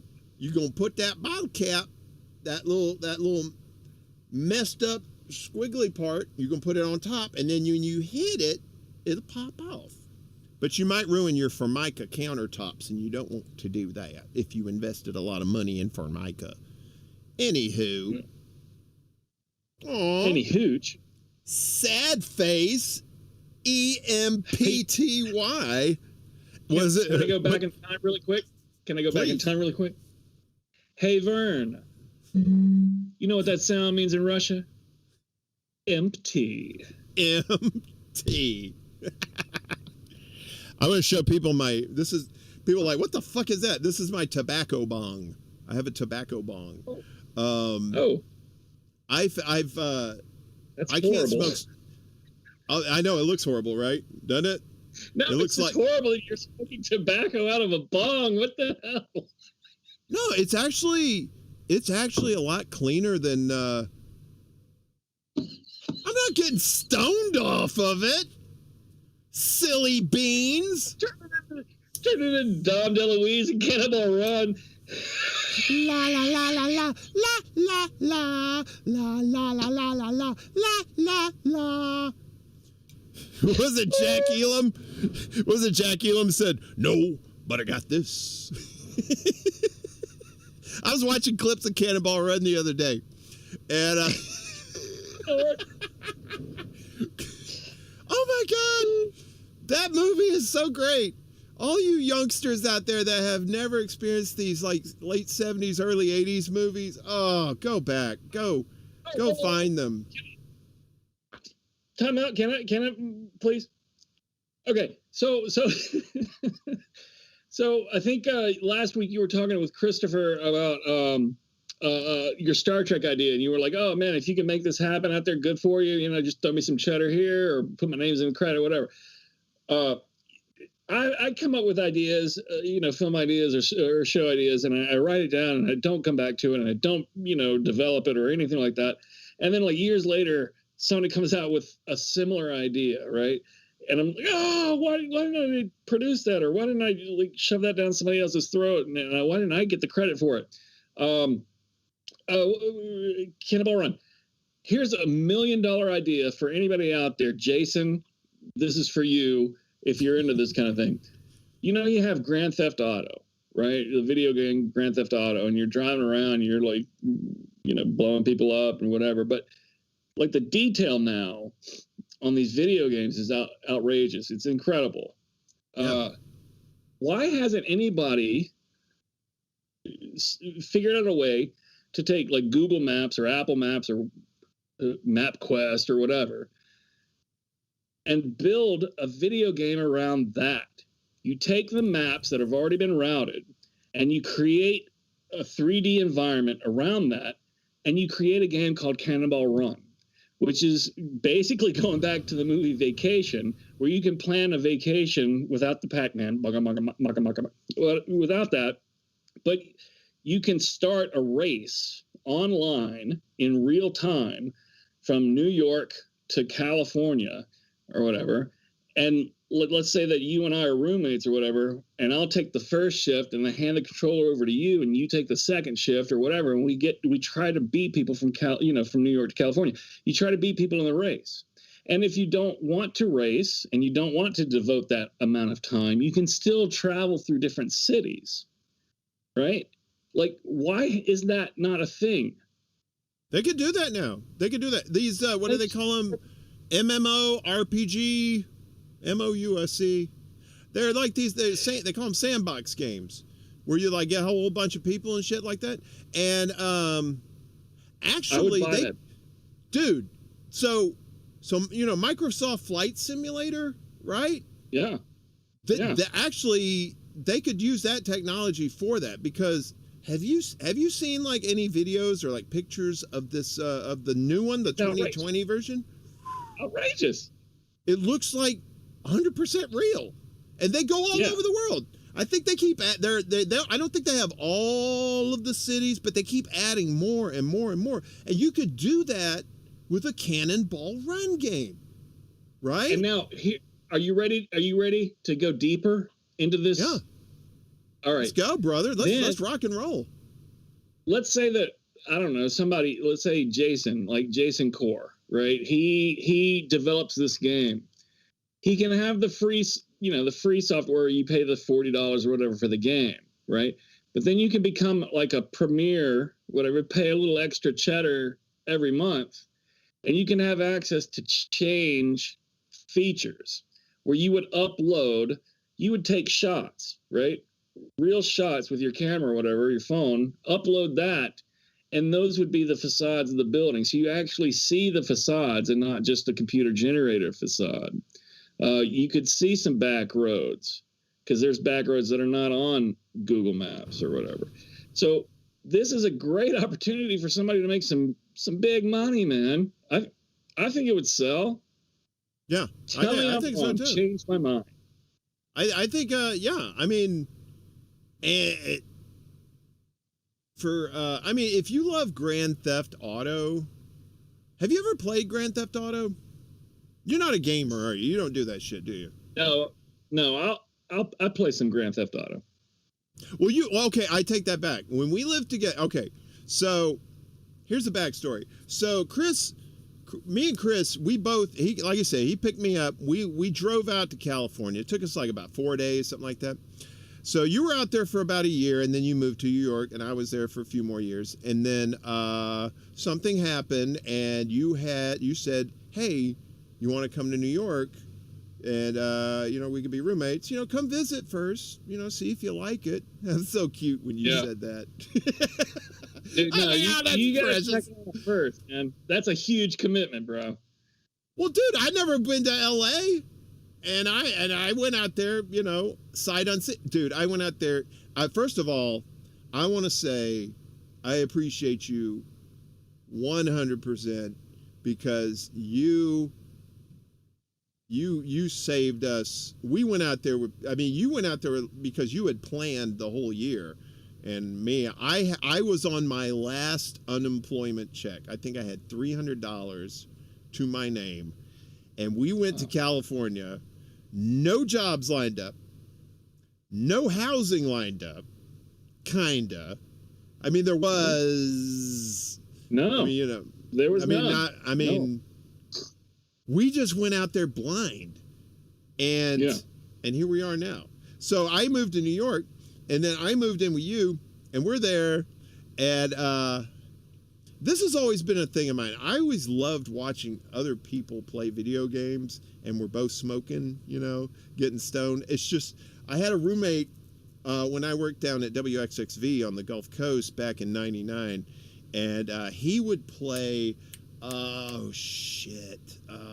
Resident Evil.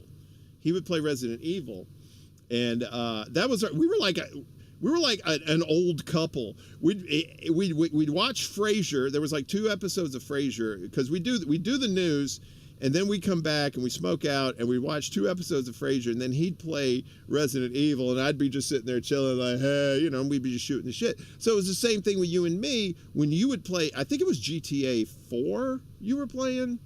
I think you were playing it online. You remember Dat? You remember Dat N-word? I don't. No. You don't remember Dat N-word online? No, it sounds familiar, but I can't. Anyway, was he just a player? Yeah, he was a player. He called himself that N-word. It wasn't it was Anyway, he was one of those, and we were like, there he is. And I think he was like a sniper or something. He was always like killing people and shit. But just watching you play, and you know, and then you had the, like, when you were in the car and you had like the soundtrack on and shit like that. It was like, you know, that was good times. I enjoyed the shit out of that. But what you could do, if you, please. Yeah, I want to share one story. So I was playing GTA Online with a friend from work at the fruit stand. His name's Tony, and we're playing GTA 4 online, and we go to the airport, and I get in a helicopter, and he gets in the side of the helicopter, and then we lift off to go somewhere, and he just jumps out,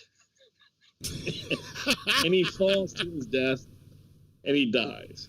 So next day at work, we're talking about it, we're laughing, because, you know, we don't have mics or headsets or whatever, you know, we weren't texting back and forth, we were just playing the game. So I was like, dude, why did you jump out? And he's like, I didn't realize we were that high. And then we both look up and realize that our manager is right there. And she's kind of like, what's going on? It's like, no, we were in a helicopter. And that just made it work. That makes it better, yeah. We were totally high in a helicopter. No, we were in a helicopter. She's like, yeah, right. Was this GTA 4? Was this the same, or was this the new one? Oh, yeah, okay. 4. Oh, yeah. I have GTA 5. I play it sometimes, but it's like, I was playing it mostly on Xbox. I have it on PC because I got it for like super cheap, and I was like, I kind of, when Amy is over here, when my lady's over here, she'll she's a multifaceted person. Let me put it this way. So sometimes she likes to blow off steam. I said, baby, how'd you like to shoot some people?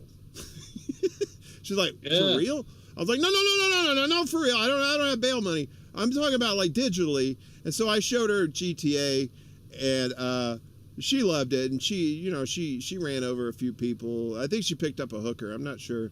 I don't know if you can do that in 5, but anyway, but she enjoyed it. And so the moral of the story is, if you got somebody that you love in your life, let them fake kill people. You know, let them blow off some steam. You know, I got kittens. She likes to kill fake people. So it was all good. But the way Grand Theft GTA 5 was laid out, it's such a huge map. You could totally. You could totally do that. You'd have to have multiple maps, obviously, like Flight Simulator. But you could totally do that with Cannonball Run. You could totally do that. So here's the thing: like, it loads, like, I don't know if you want to say like every state or whatever. It loads the whole state, and you travel through the state. And once you get to the state, then it loads the next state, and it happens with every player. You can't preload, so it's the same amount of downtime, I guess, depending on your connection, right? Like, I'm an idea dude. I've got the ideas. I just don't have the technology. I don't have the knowledge behind it to back it up. So, Jason, do something with this. I would love to play this game, and I think it would be a killer. I mean, for anybody who developed that game, I think it would be a killer game, man. Look, I've corresponded with Jason. He's a pretty smart guy. He might be able to hook that shit up. If he can't do it himself, he probably knows people. You know, so hey, Jason, if you listen, make that money, brother. Just throw us some change. Just throw us some change. We ain't greedy. We're not greedy, baby. All I wanted to do is to do some Peon radio in the car. I want to do a DJ spot in your car while you're driving. That's what I want to do. You mean like you actually in the car with the driver? No. Like like if you're playing GTA or whatever, and you turn on the radio. Right. Oh, right. And Grand Theft Auto 5, you got Kenny Loggins or whatever, right? On that, I want to be a channel on your car radio while you drive cross country. You can do that in GTA 5. You can have your own channel on there. I mean, it's not like a DJ thing, but like you can put your own music in there. But I mean, you could like put your own audio, like dialogue and stuff in there. I think. You know, I think you could do that. I think you could do that with 4. I don't know if you could do it. I haven't really looked at 5, but that's what I want to do, Jason. So whenever you create this game, man, I want to be a DJ on your radio station or one of your radio stations in the car going cross country. Well, we're at the 2-hour mark, buddy. Good God. Can you believe that? I know, right? That's all that. It was like last week when I was talking to Black Bruce Wayne. We were like chatting and doing this shit the whole time. And the next thing I know, 2 hours was gone. I'm like, fuck, man. I love shit like this. I mean, I hope people enjoy this as much as I enjoy it. And I guess my guests enjoy it too, because I enjoyed it. Hey, 2 for 2. We're 2 for 2. We're having good times, right? That's what this is. Spread the word. Tell Jason's people. Still listening. If Jason's still watching, he can let us know if he's enjoyed it, and that'd be 3 for 3. Jason says, "You give me too much credit. I'm a tester, not a designer." Well, you're a tester. You know people, right? Make that money, man. Like I said, we ain't greedy.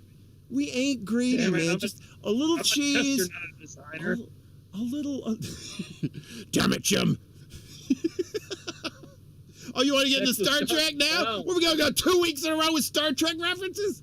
Hell yeah, man. I got to keep up with Christopher, man. Christopher is awesome. I love Chris. Yeah. I love Jason. Look, listen, man, I got to tell you, there are a lot of assholes and fuck faces on Twitter, okay? I mean, any social media platform, there's going to be a whole bunch of motherfuckers, right? But there are some really cool peeps like Jason and Christopher and a lot of people that I've had dialogue with that I'm dying to get on here to actually speak to in this format. You know, I'm really, you know what? Even if this show doesn't become popular, if it never gets off the ground or whatever, I'm still going to do it because it's fun. It's fun. Talking with you and talking with Christopher last week, it was fun. And I'm like, yes, this is what I want to do in my old age.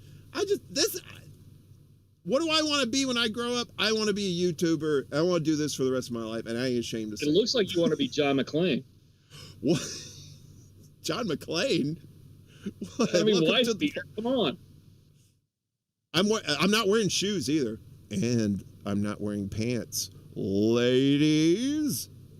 No, seriously. Well, now you're like Porky Pig.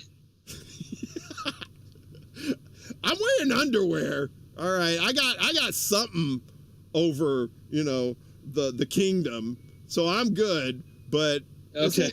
I had to turn off the fans in here because otherwise you wouldn't hear me. All you would hear is so I had to turn off the fans. But I said, okay, I'm going to turn off the fans. Y'all going to get the wife beater. A shirt to those who don't like that phrase, but I still call it wife beater, even because I don't have a wife. I'm not beating your wife. I'm not beating my wife. None of us have wives, so it's a shirt. I ain't got no wife. I ain't got no wife. Hey, let me ask you something. So, okay. I think you're like me. You're like, did you ever want to have kids? Did you ever want to be a dad? I flipped back and forth, man. I flipped into, from, I think I just want to be a bachelor to, I want to have the picket fence and the dog and the kids and all that stuff. And I flip-flopped between the two for a long, long time. And I think after the last relationship I had, I was, I think I'm good by myself. Because I realized, I've had a lot of failed relationships, and there's a great saying is like the common denominator in all your failed relationships is you. So I kind of realized that I don't think I'm cut out for a relationship. So after I realized that, then I'm fine on my own. I think I was the same way because growing up down south, you know this for sure. You kind of get like this pressure from like family and friends, like, oh, when you gonna get married? When you gonna give me some grandbabies? When you gonna give me some grandbabies? Right? But unfortunately for my parents, they're like, have kids, don't have kids, we don't give a shit. Just be happy. I was like, cool. So, but when I was young, I wanted to be married. I wanted the same thing. I want to be married. I want to have the house, the picket fence, the car in the garage, that sort of. When I was a little kid, I thought I was going to be like a lawyer or an astronaut. I didn't come anywhere near that. The closest I came to being an astronaut was watching Andy Griffith in Salvage 1 in the 1970s for the handful of episodes it was on. That's the closest I came to being an astronaut. But you're right. As your life progresses and your experiences kind of mold you, and kind of like you get more knowledge as you get older. And so by the time when I was out in LA, I was dating this young lady, and we moved in together after dating for only a month, which was a huge mistake. And of course, spoiler alert, the relationship only lasted 6 months. But I knew after that, I was just like, I'm not cut out to be a husband. I'm not cut out to be a dad. Me personally, and I'm pretty sure there's a lot of other folks out there like that just, they don't want that responsibility of raising, a child that you teach, that you have to take care of, that you have to feed, you have to clean, you have to clothe, and you have to love the child. You have to love children when you're a parent. You have to. Otherwise, what the fuck are you doing, right? So, right. And I like kids. I mean, and I love people. I don't love their ways, but you have to love people, because hate's like poison. You gotta get that shit out of you, So, I mean, that's just me. But anyway, thanks, Jason, for coming by. I appreciate you, brother. Jason's leaving us. So, see you, Jason. Thanks, brother. And so when I met Amy when I was 40, when I moved to New York. And I think I've told you this story. I said, when you say, hey, come on. And I said, great, New York City. I can't wait. I hear good things. And I get there, I get out of the tunnel, and you guys are there to meet me. And it's classic New York. It's rainy. It's overcast. The streets are shiny from the rain. And you see the cabs going by, and I'm like, yeah, this is the fucking shit. So I was like, man, I'm just gonna focus on me. I'm just gonna do my thing. You know what I mean? I'm not worrying about chicks. I ain't worried about nothing. Me and Chris, we're gonna do some fun stuff together, and we did. And that's gonna be the thing. And then I transferred too. I was working at Borders out in California, and I transferred to one on Wall Street. Right. And for those not in the know, and and then I met my girl at work, and actually the first time I saw her, the first time I was in that store, there was a store meeting that they were having after they closed or something. So I was there. I didn't know. I only knew the general manager, and I only knew her through email, and I didn't know anybody else. So I'm sitting in this crowd of people, and I don't know anybody, but all of a sudden I see her, and it was just like, this had never happened to me. I've seen like women that I was attracted to that I felt like some sort of like way about, but this was just, it was like the Red Sea, brother. It was like the people parted, and there was only her, and so we got to know each other at work, and we would go to, like, the gang would go out to this karaoke bar that was on that was downtown, I think over there by Fulton Street, and was it TJ something, I can't remember it. But anyway, one night we were at karaoke, and we went outside, and we were talking for like 2 hours, and we ended up leaving. We went down to Battery Park. We ended up getting some papaya dogs and some pina colada like drinks. Anyway, the long story short is, she didn't want to have kids. She didn't want to get married. She just wanted somebody to be with. And I said, this is perfect. This is fucking perfect.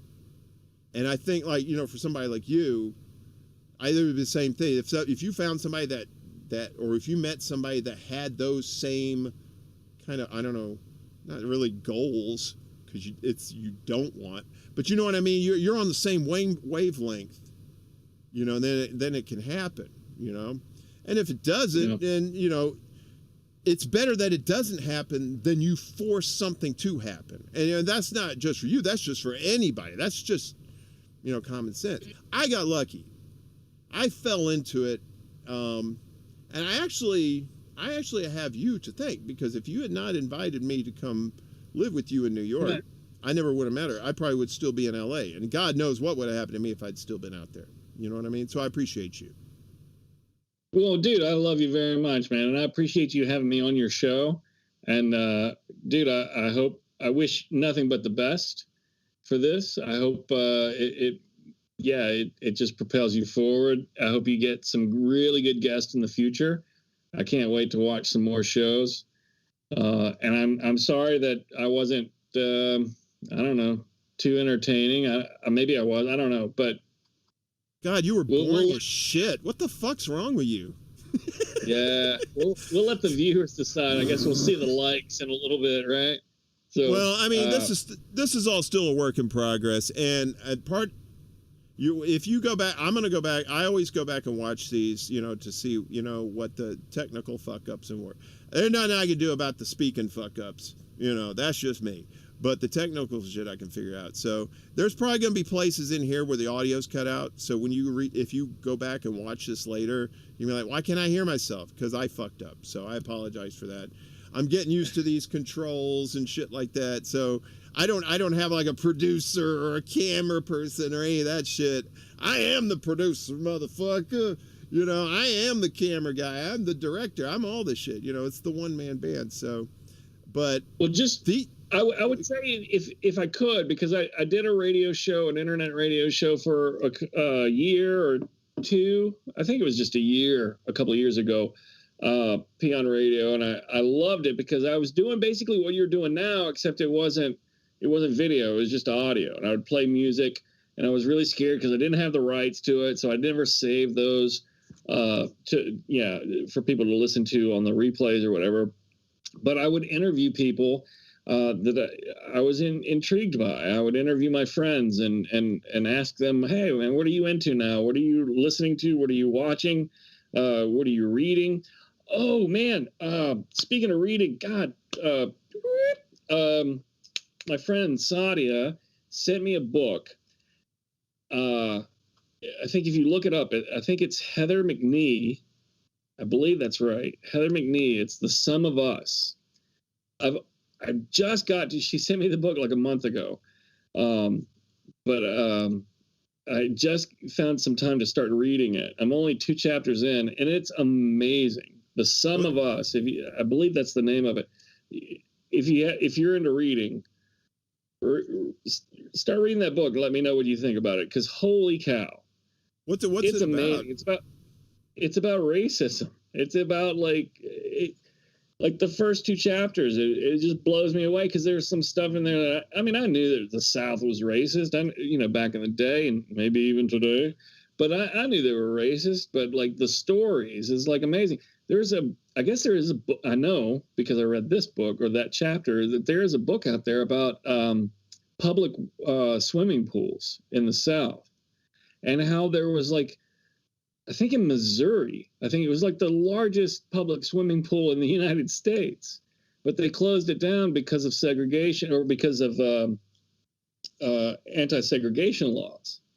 Right. And it's crazy, like what white people did just to get the black people out. It's amazing. I believe it's called The Sum of Us. And God, if I'm wrong, I'm so sorry. But who's the author again? Who did you say the author was? I'm gonna look it up. I believe it's Heather McNee. I'm looking it up right now. I gotta spell it out of my head. Why is there Heather McGee, not McNee, McGee. Heather McGee, yeah. And it's a trip because Sadia's brother married this lady. So it's weird connections. But she sent me this book, and I can't, like the first 2 chapters, I'm amazed. It's so good. I can't wait to get back to that book.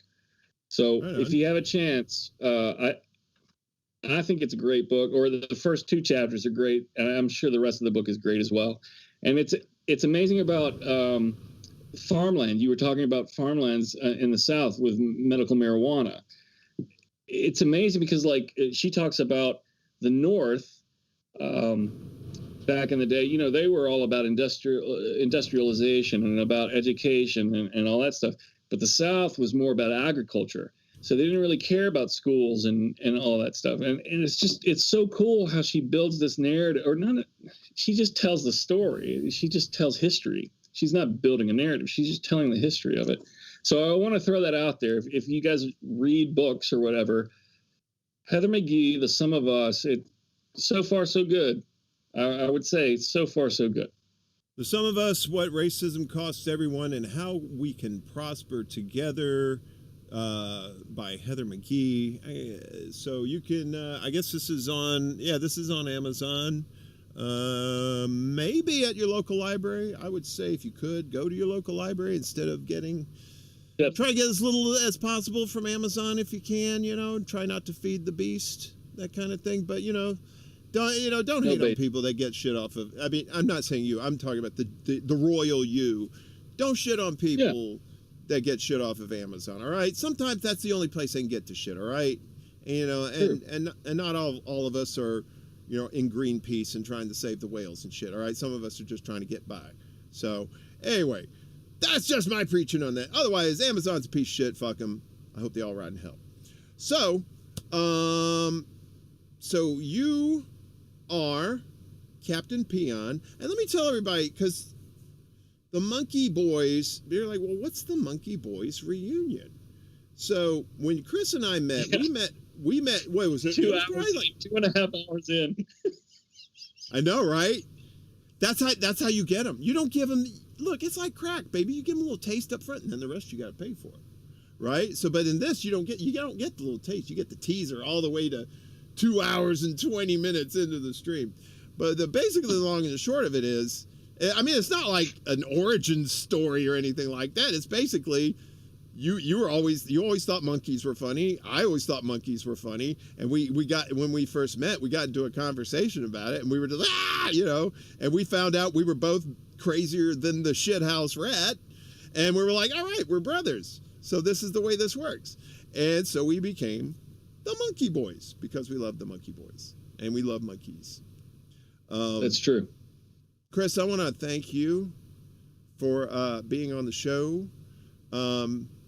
As I told Christopher last week, you are a friend of the show, obviously. Well, you are one of my best friends, but you are also a friend of the show. So the next time you come on, we will elevate your status to regular. So you don't even have to have a brand to be regular on here. So you can eat whatever you want. It's good stuff. Yay! If this thing lasts past 2 shows, knowing my track record, I get to 3 and it's like, That's the thing. I want you to bottle your emotion right now. Like, bottle your emotion from last week, bottle your emotion from this week. If you're enjoying this, keep it going. Right? I think I will. Doesn't matter. I think I will. Yeah. Please, if I can get people to come on the show. I mean, like, I'm not going to sit here for 2 hours and just talk to the camera by myself. So I got to have somebody on here. If I'm going to do a show by myself, it's probably going to be like an hour tops, maybe 30 minutes, nothing like that. But hopefully the goal is to get somebody on every week and just be whoever it is, people I know, people I think are interesting, that have a story to tell, that they don't want to do it 280 characters at a time. Come on the show. Spill the beans. I'll be your priest, only I won't fondle you, I promise. And just, you got to pay extra. Sorry. Grass, gas, or ass, nobody rides for free. But Chris, I just want to say, any final thoughts? Anything you want to, that's right, baby. Smoke them if you got them.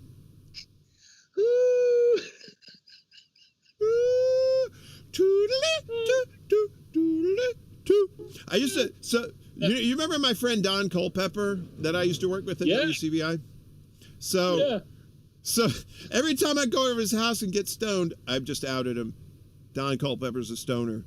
for all the 3 viewers watching, including me. He's a fucking stoner. Anyway, he may not be anymore, but every time we get stoned, we go,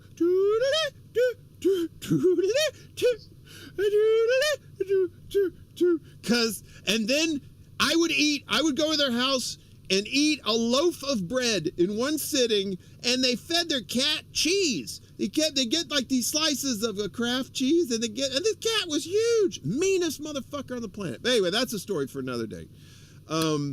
Any final thoughts, brother? Anything you wanna leave us with? Any parting wisdom? No, other than I would like to quote Lenny Kravitz and say, "Let love rule." Remember the golden rule. I am so, and I think a lot of people are just over the negativity, the hatred that's out there. I think we got to treat other people like we want to be treated. Let's, instead of just pointing out negatives, let's point out some positives, and let's try to build some bridges, between everybody. Man, we totally need to come together. So I would say that. And I would also say thank you very much for allowing me to come on, man. I've really enjoyed it. It's been a pleasure, dude, catching up. And I can't wait to come back and share some more stories, because we've got tons. And I can't wait, man. So thank you very much. Yeah, I don't give a shit.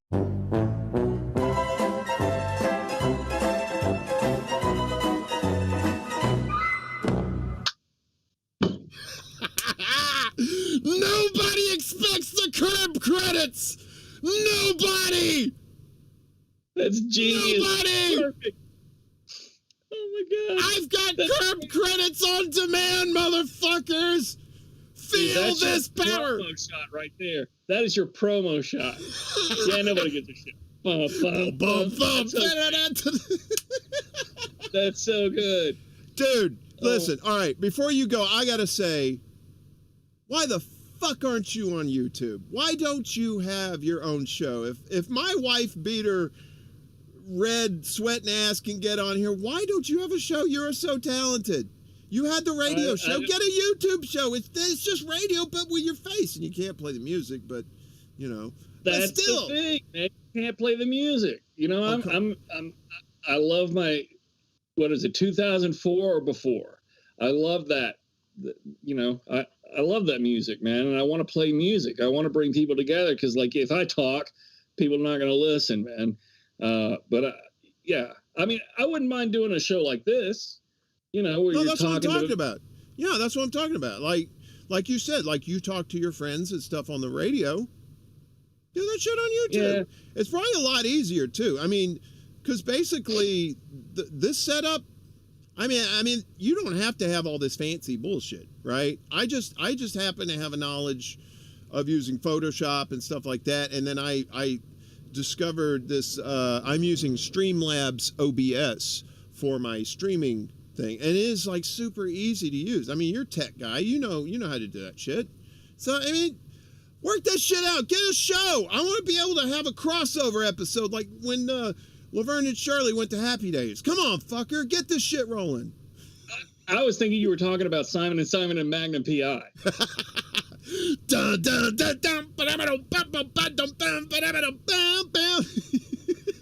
Man, Rick and AJ, man, they went to Hawaii and they were hanging out with Magnum, Thomas Magnum. It was awesome.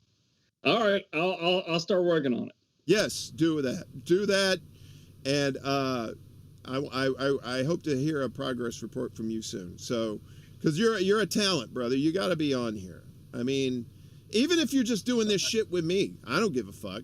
Do it. Get on here, man. People need it. Anytime that one of your guests has a conflict and can't make it, let me know. I'll step in. You're going to be the fill-in. Oh, the fill-in. Nice. I'll be glad to be the fill-in for any show that you can't get a guest for, man. I'm going to hold you to that shit, all right? Do it. Hold me to it. All right. Well, before we go, I have unearthed some video footage of this old TV show. It's not that old, maybe 6 years old. was on the internet. Some jackass made it. It was a piece of shit, but we've unearthed it here. And if I have it, do you remember anything called Peepaw's house? I do. Yeah, some jackass made that and just forgot about it. Yeah. It was limited run, right? Yeah, it's limited run. So being the asshole I am, I'm going to play the first episode. I don't know how long it is. You want to stick around, that's cool. If not, that's fine. If you got to go, I don't know if you've seen it before. If you have, that's cool. It's no good. It's all good. So, you want to hang out? You want to watch it? I'm kind of afraid to play it, to be honest with you. It's a little scary. I think it's good. You just go for it. You play it and you let it roll. Are you going to be here when I get back? When we're done? I don't know how long this thing is. It may be like 5 minutes. It's not that long. I will definitely take a break, but I'll be back when it's done. Okay. All right. So here it is. This is the lost episode. This is actually the pilot episode of Peepaw's house. God help us all.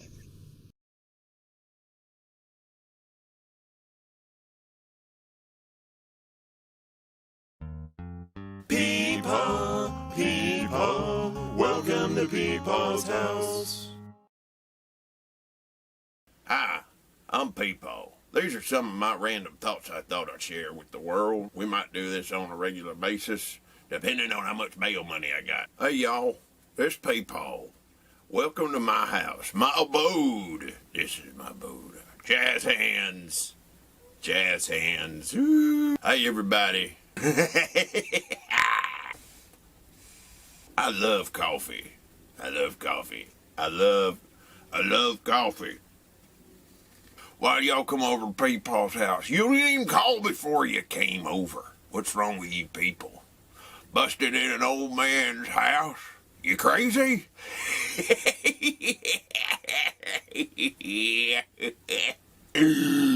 I'm gonna give you some advice for those who are in love.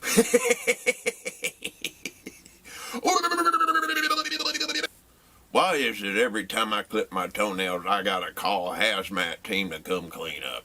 One time I was fishing, and I wasn't even in any water. I like drinking anything. It's 10 in the morning.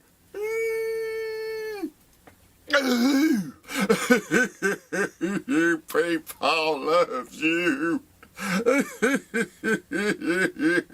I'm getting tired of sitting here without going to the bathroom for 4 hours. Hey,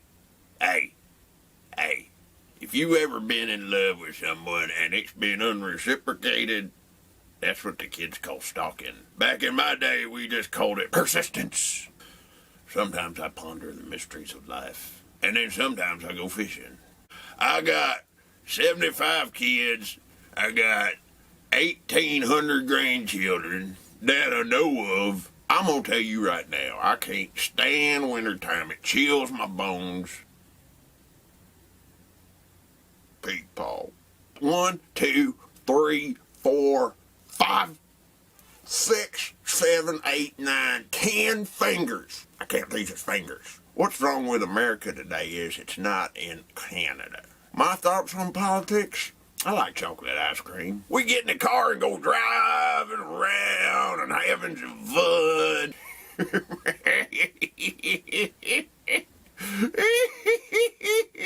I'm as crazy as a tree full of fucked owls. The mysteries of life are infinite, but the number of pairs of clean drawers I got is not.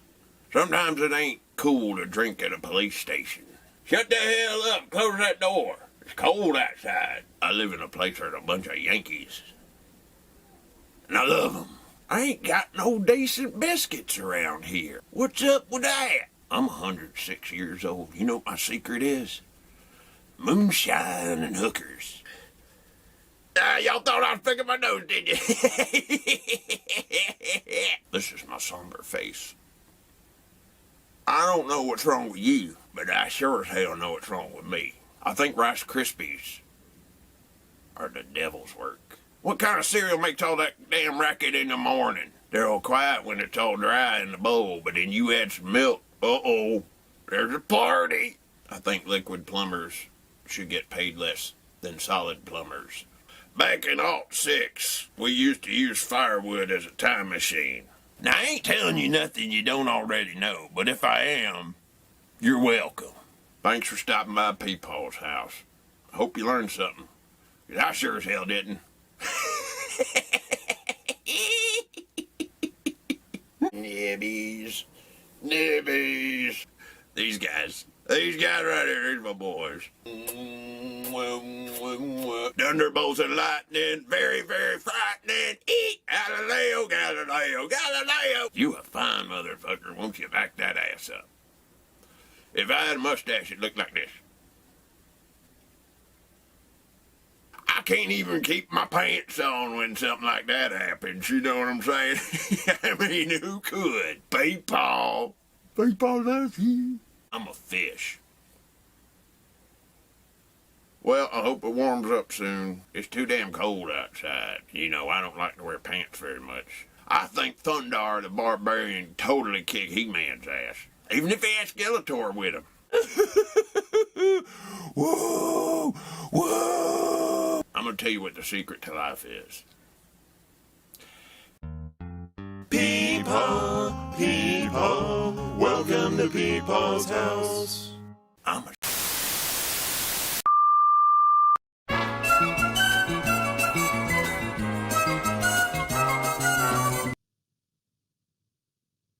Pimp Rat Productions.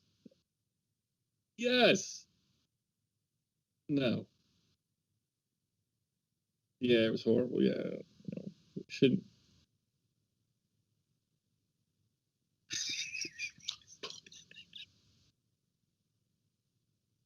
Pimp Rat, man.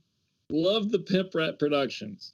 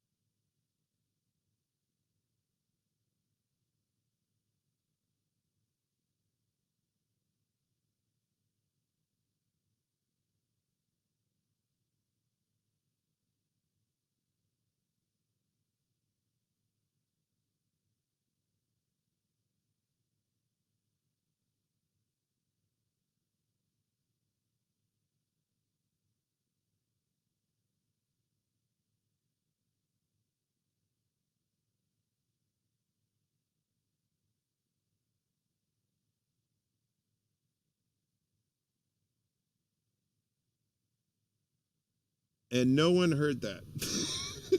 No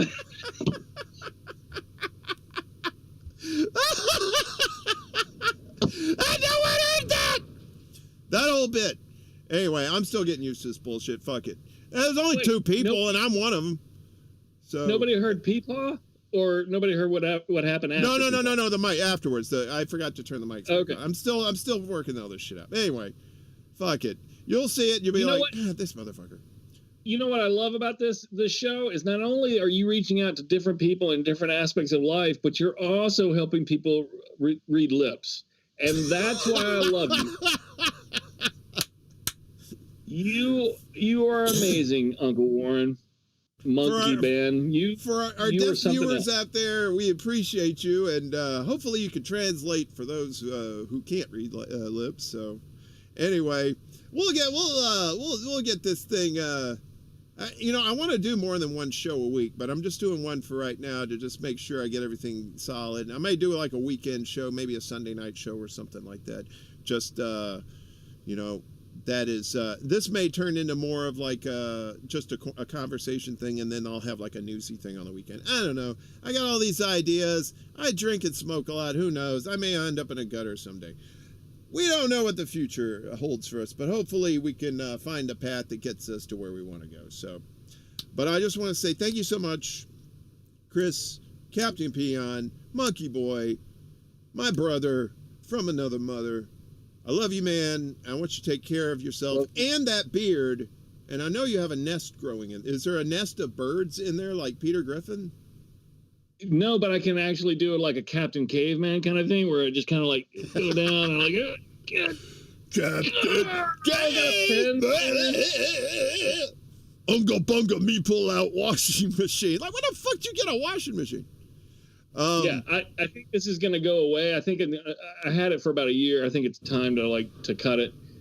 So yeah, I think I'm gonna cut this, maybe trim it back a little bit. So probably next time I see you, it won't be as long. But who knows? I don't see how you wear that thing in that fucking heat down there. That is just like, I don't know. Unless it blocks the sun from hitting your neck, and your neck is the coolest part of your body, then okay, I guess I could see that. But otherwise, I'd be like, oh, even this, I'm ready to get rid of this. And then I got this too.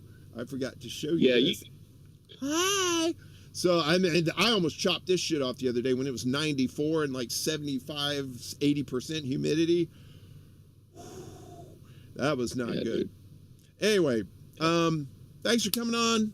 I appreciate you, brother. You take care of yourself. And for everybody, Liam314, Jason Price, Mrs. G, and One Clip, a.k.a. my awesome nephew, Craig. Thank you guys for watching. We appreciate it. Thank you, Chris. Yeah, you remember Craig? Yeah, it came out to Cali. Yeah, my God. One thing I had to tell you about Craig. So he came out to Cali, right? And I think I was working. So Pam, did you go with them? Or maybe it was just Pam. And maybe it's Pam and Ginger. They took Craig somewhere to get Japanese food, but they gave him sake. They gave him booze. They gave my boy booze, right? I was like, I wanted to do that. I wanted to give him booze. But he had such a great time. And it was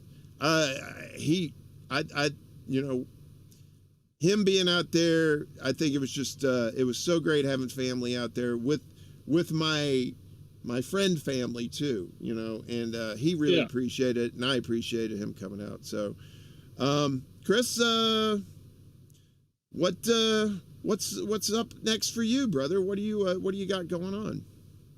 I'm just counting down the days till I get to do the fill-in for the next show. That's all I'm doing. Fill in when I go on vacation. You can fill in. No, I was saying for the guests. I'm not going to host your show. I was just saying for the guests. No, you're going to host it, man. I'm not doing this shit every week. Fuck, man. Come on. No, I'm kidding. Yes, please. Oh, you boy. On demand, motherfucker. Just like these assholes. This piece of shit. That fucker on the right thinks he's so damn cute licking his paw. Piece of shit. Fucking cats. Anyway. No, dude, we love cats. Thanks, Monkey Man. I love you so much, man. I wish you nothing but the best in the future. I can't wait to watch some future shows and to watch some guests and all that stuff. So, keep on keeping on, brother. We'll try, man. We'll do the best we can, brother. I appreciate you coming on, all right? All right, man. I love you. I'll talk to you soon, brother. All right, brother. I love you too, man. You be good. All right, kids. Well, looks like that's going to be it. And thanks for hanging out, or thanks for watching, whatever you decide to do. You can you'll find all my ats at the end here when we have the jaunty music playing. But if you're on Twitter, hit me up at WarDeerEnt. That's WarDeerEnt, or at Extra Bulla, EXTRABUAA. And I'll see you on Twitter, and we'll see you next week at 7 o'clock on the East Coast. Thank you so much, Chris. Thank you for everybody that watched, for everybody that's going to watch.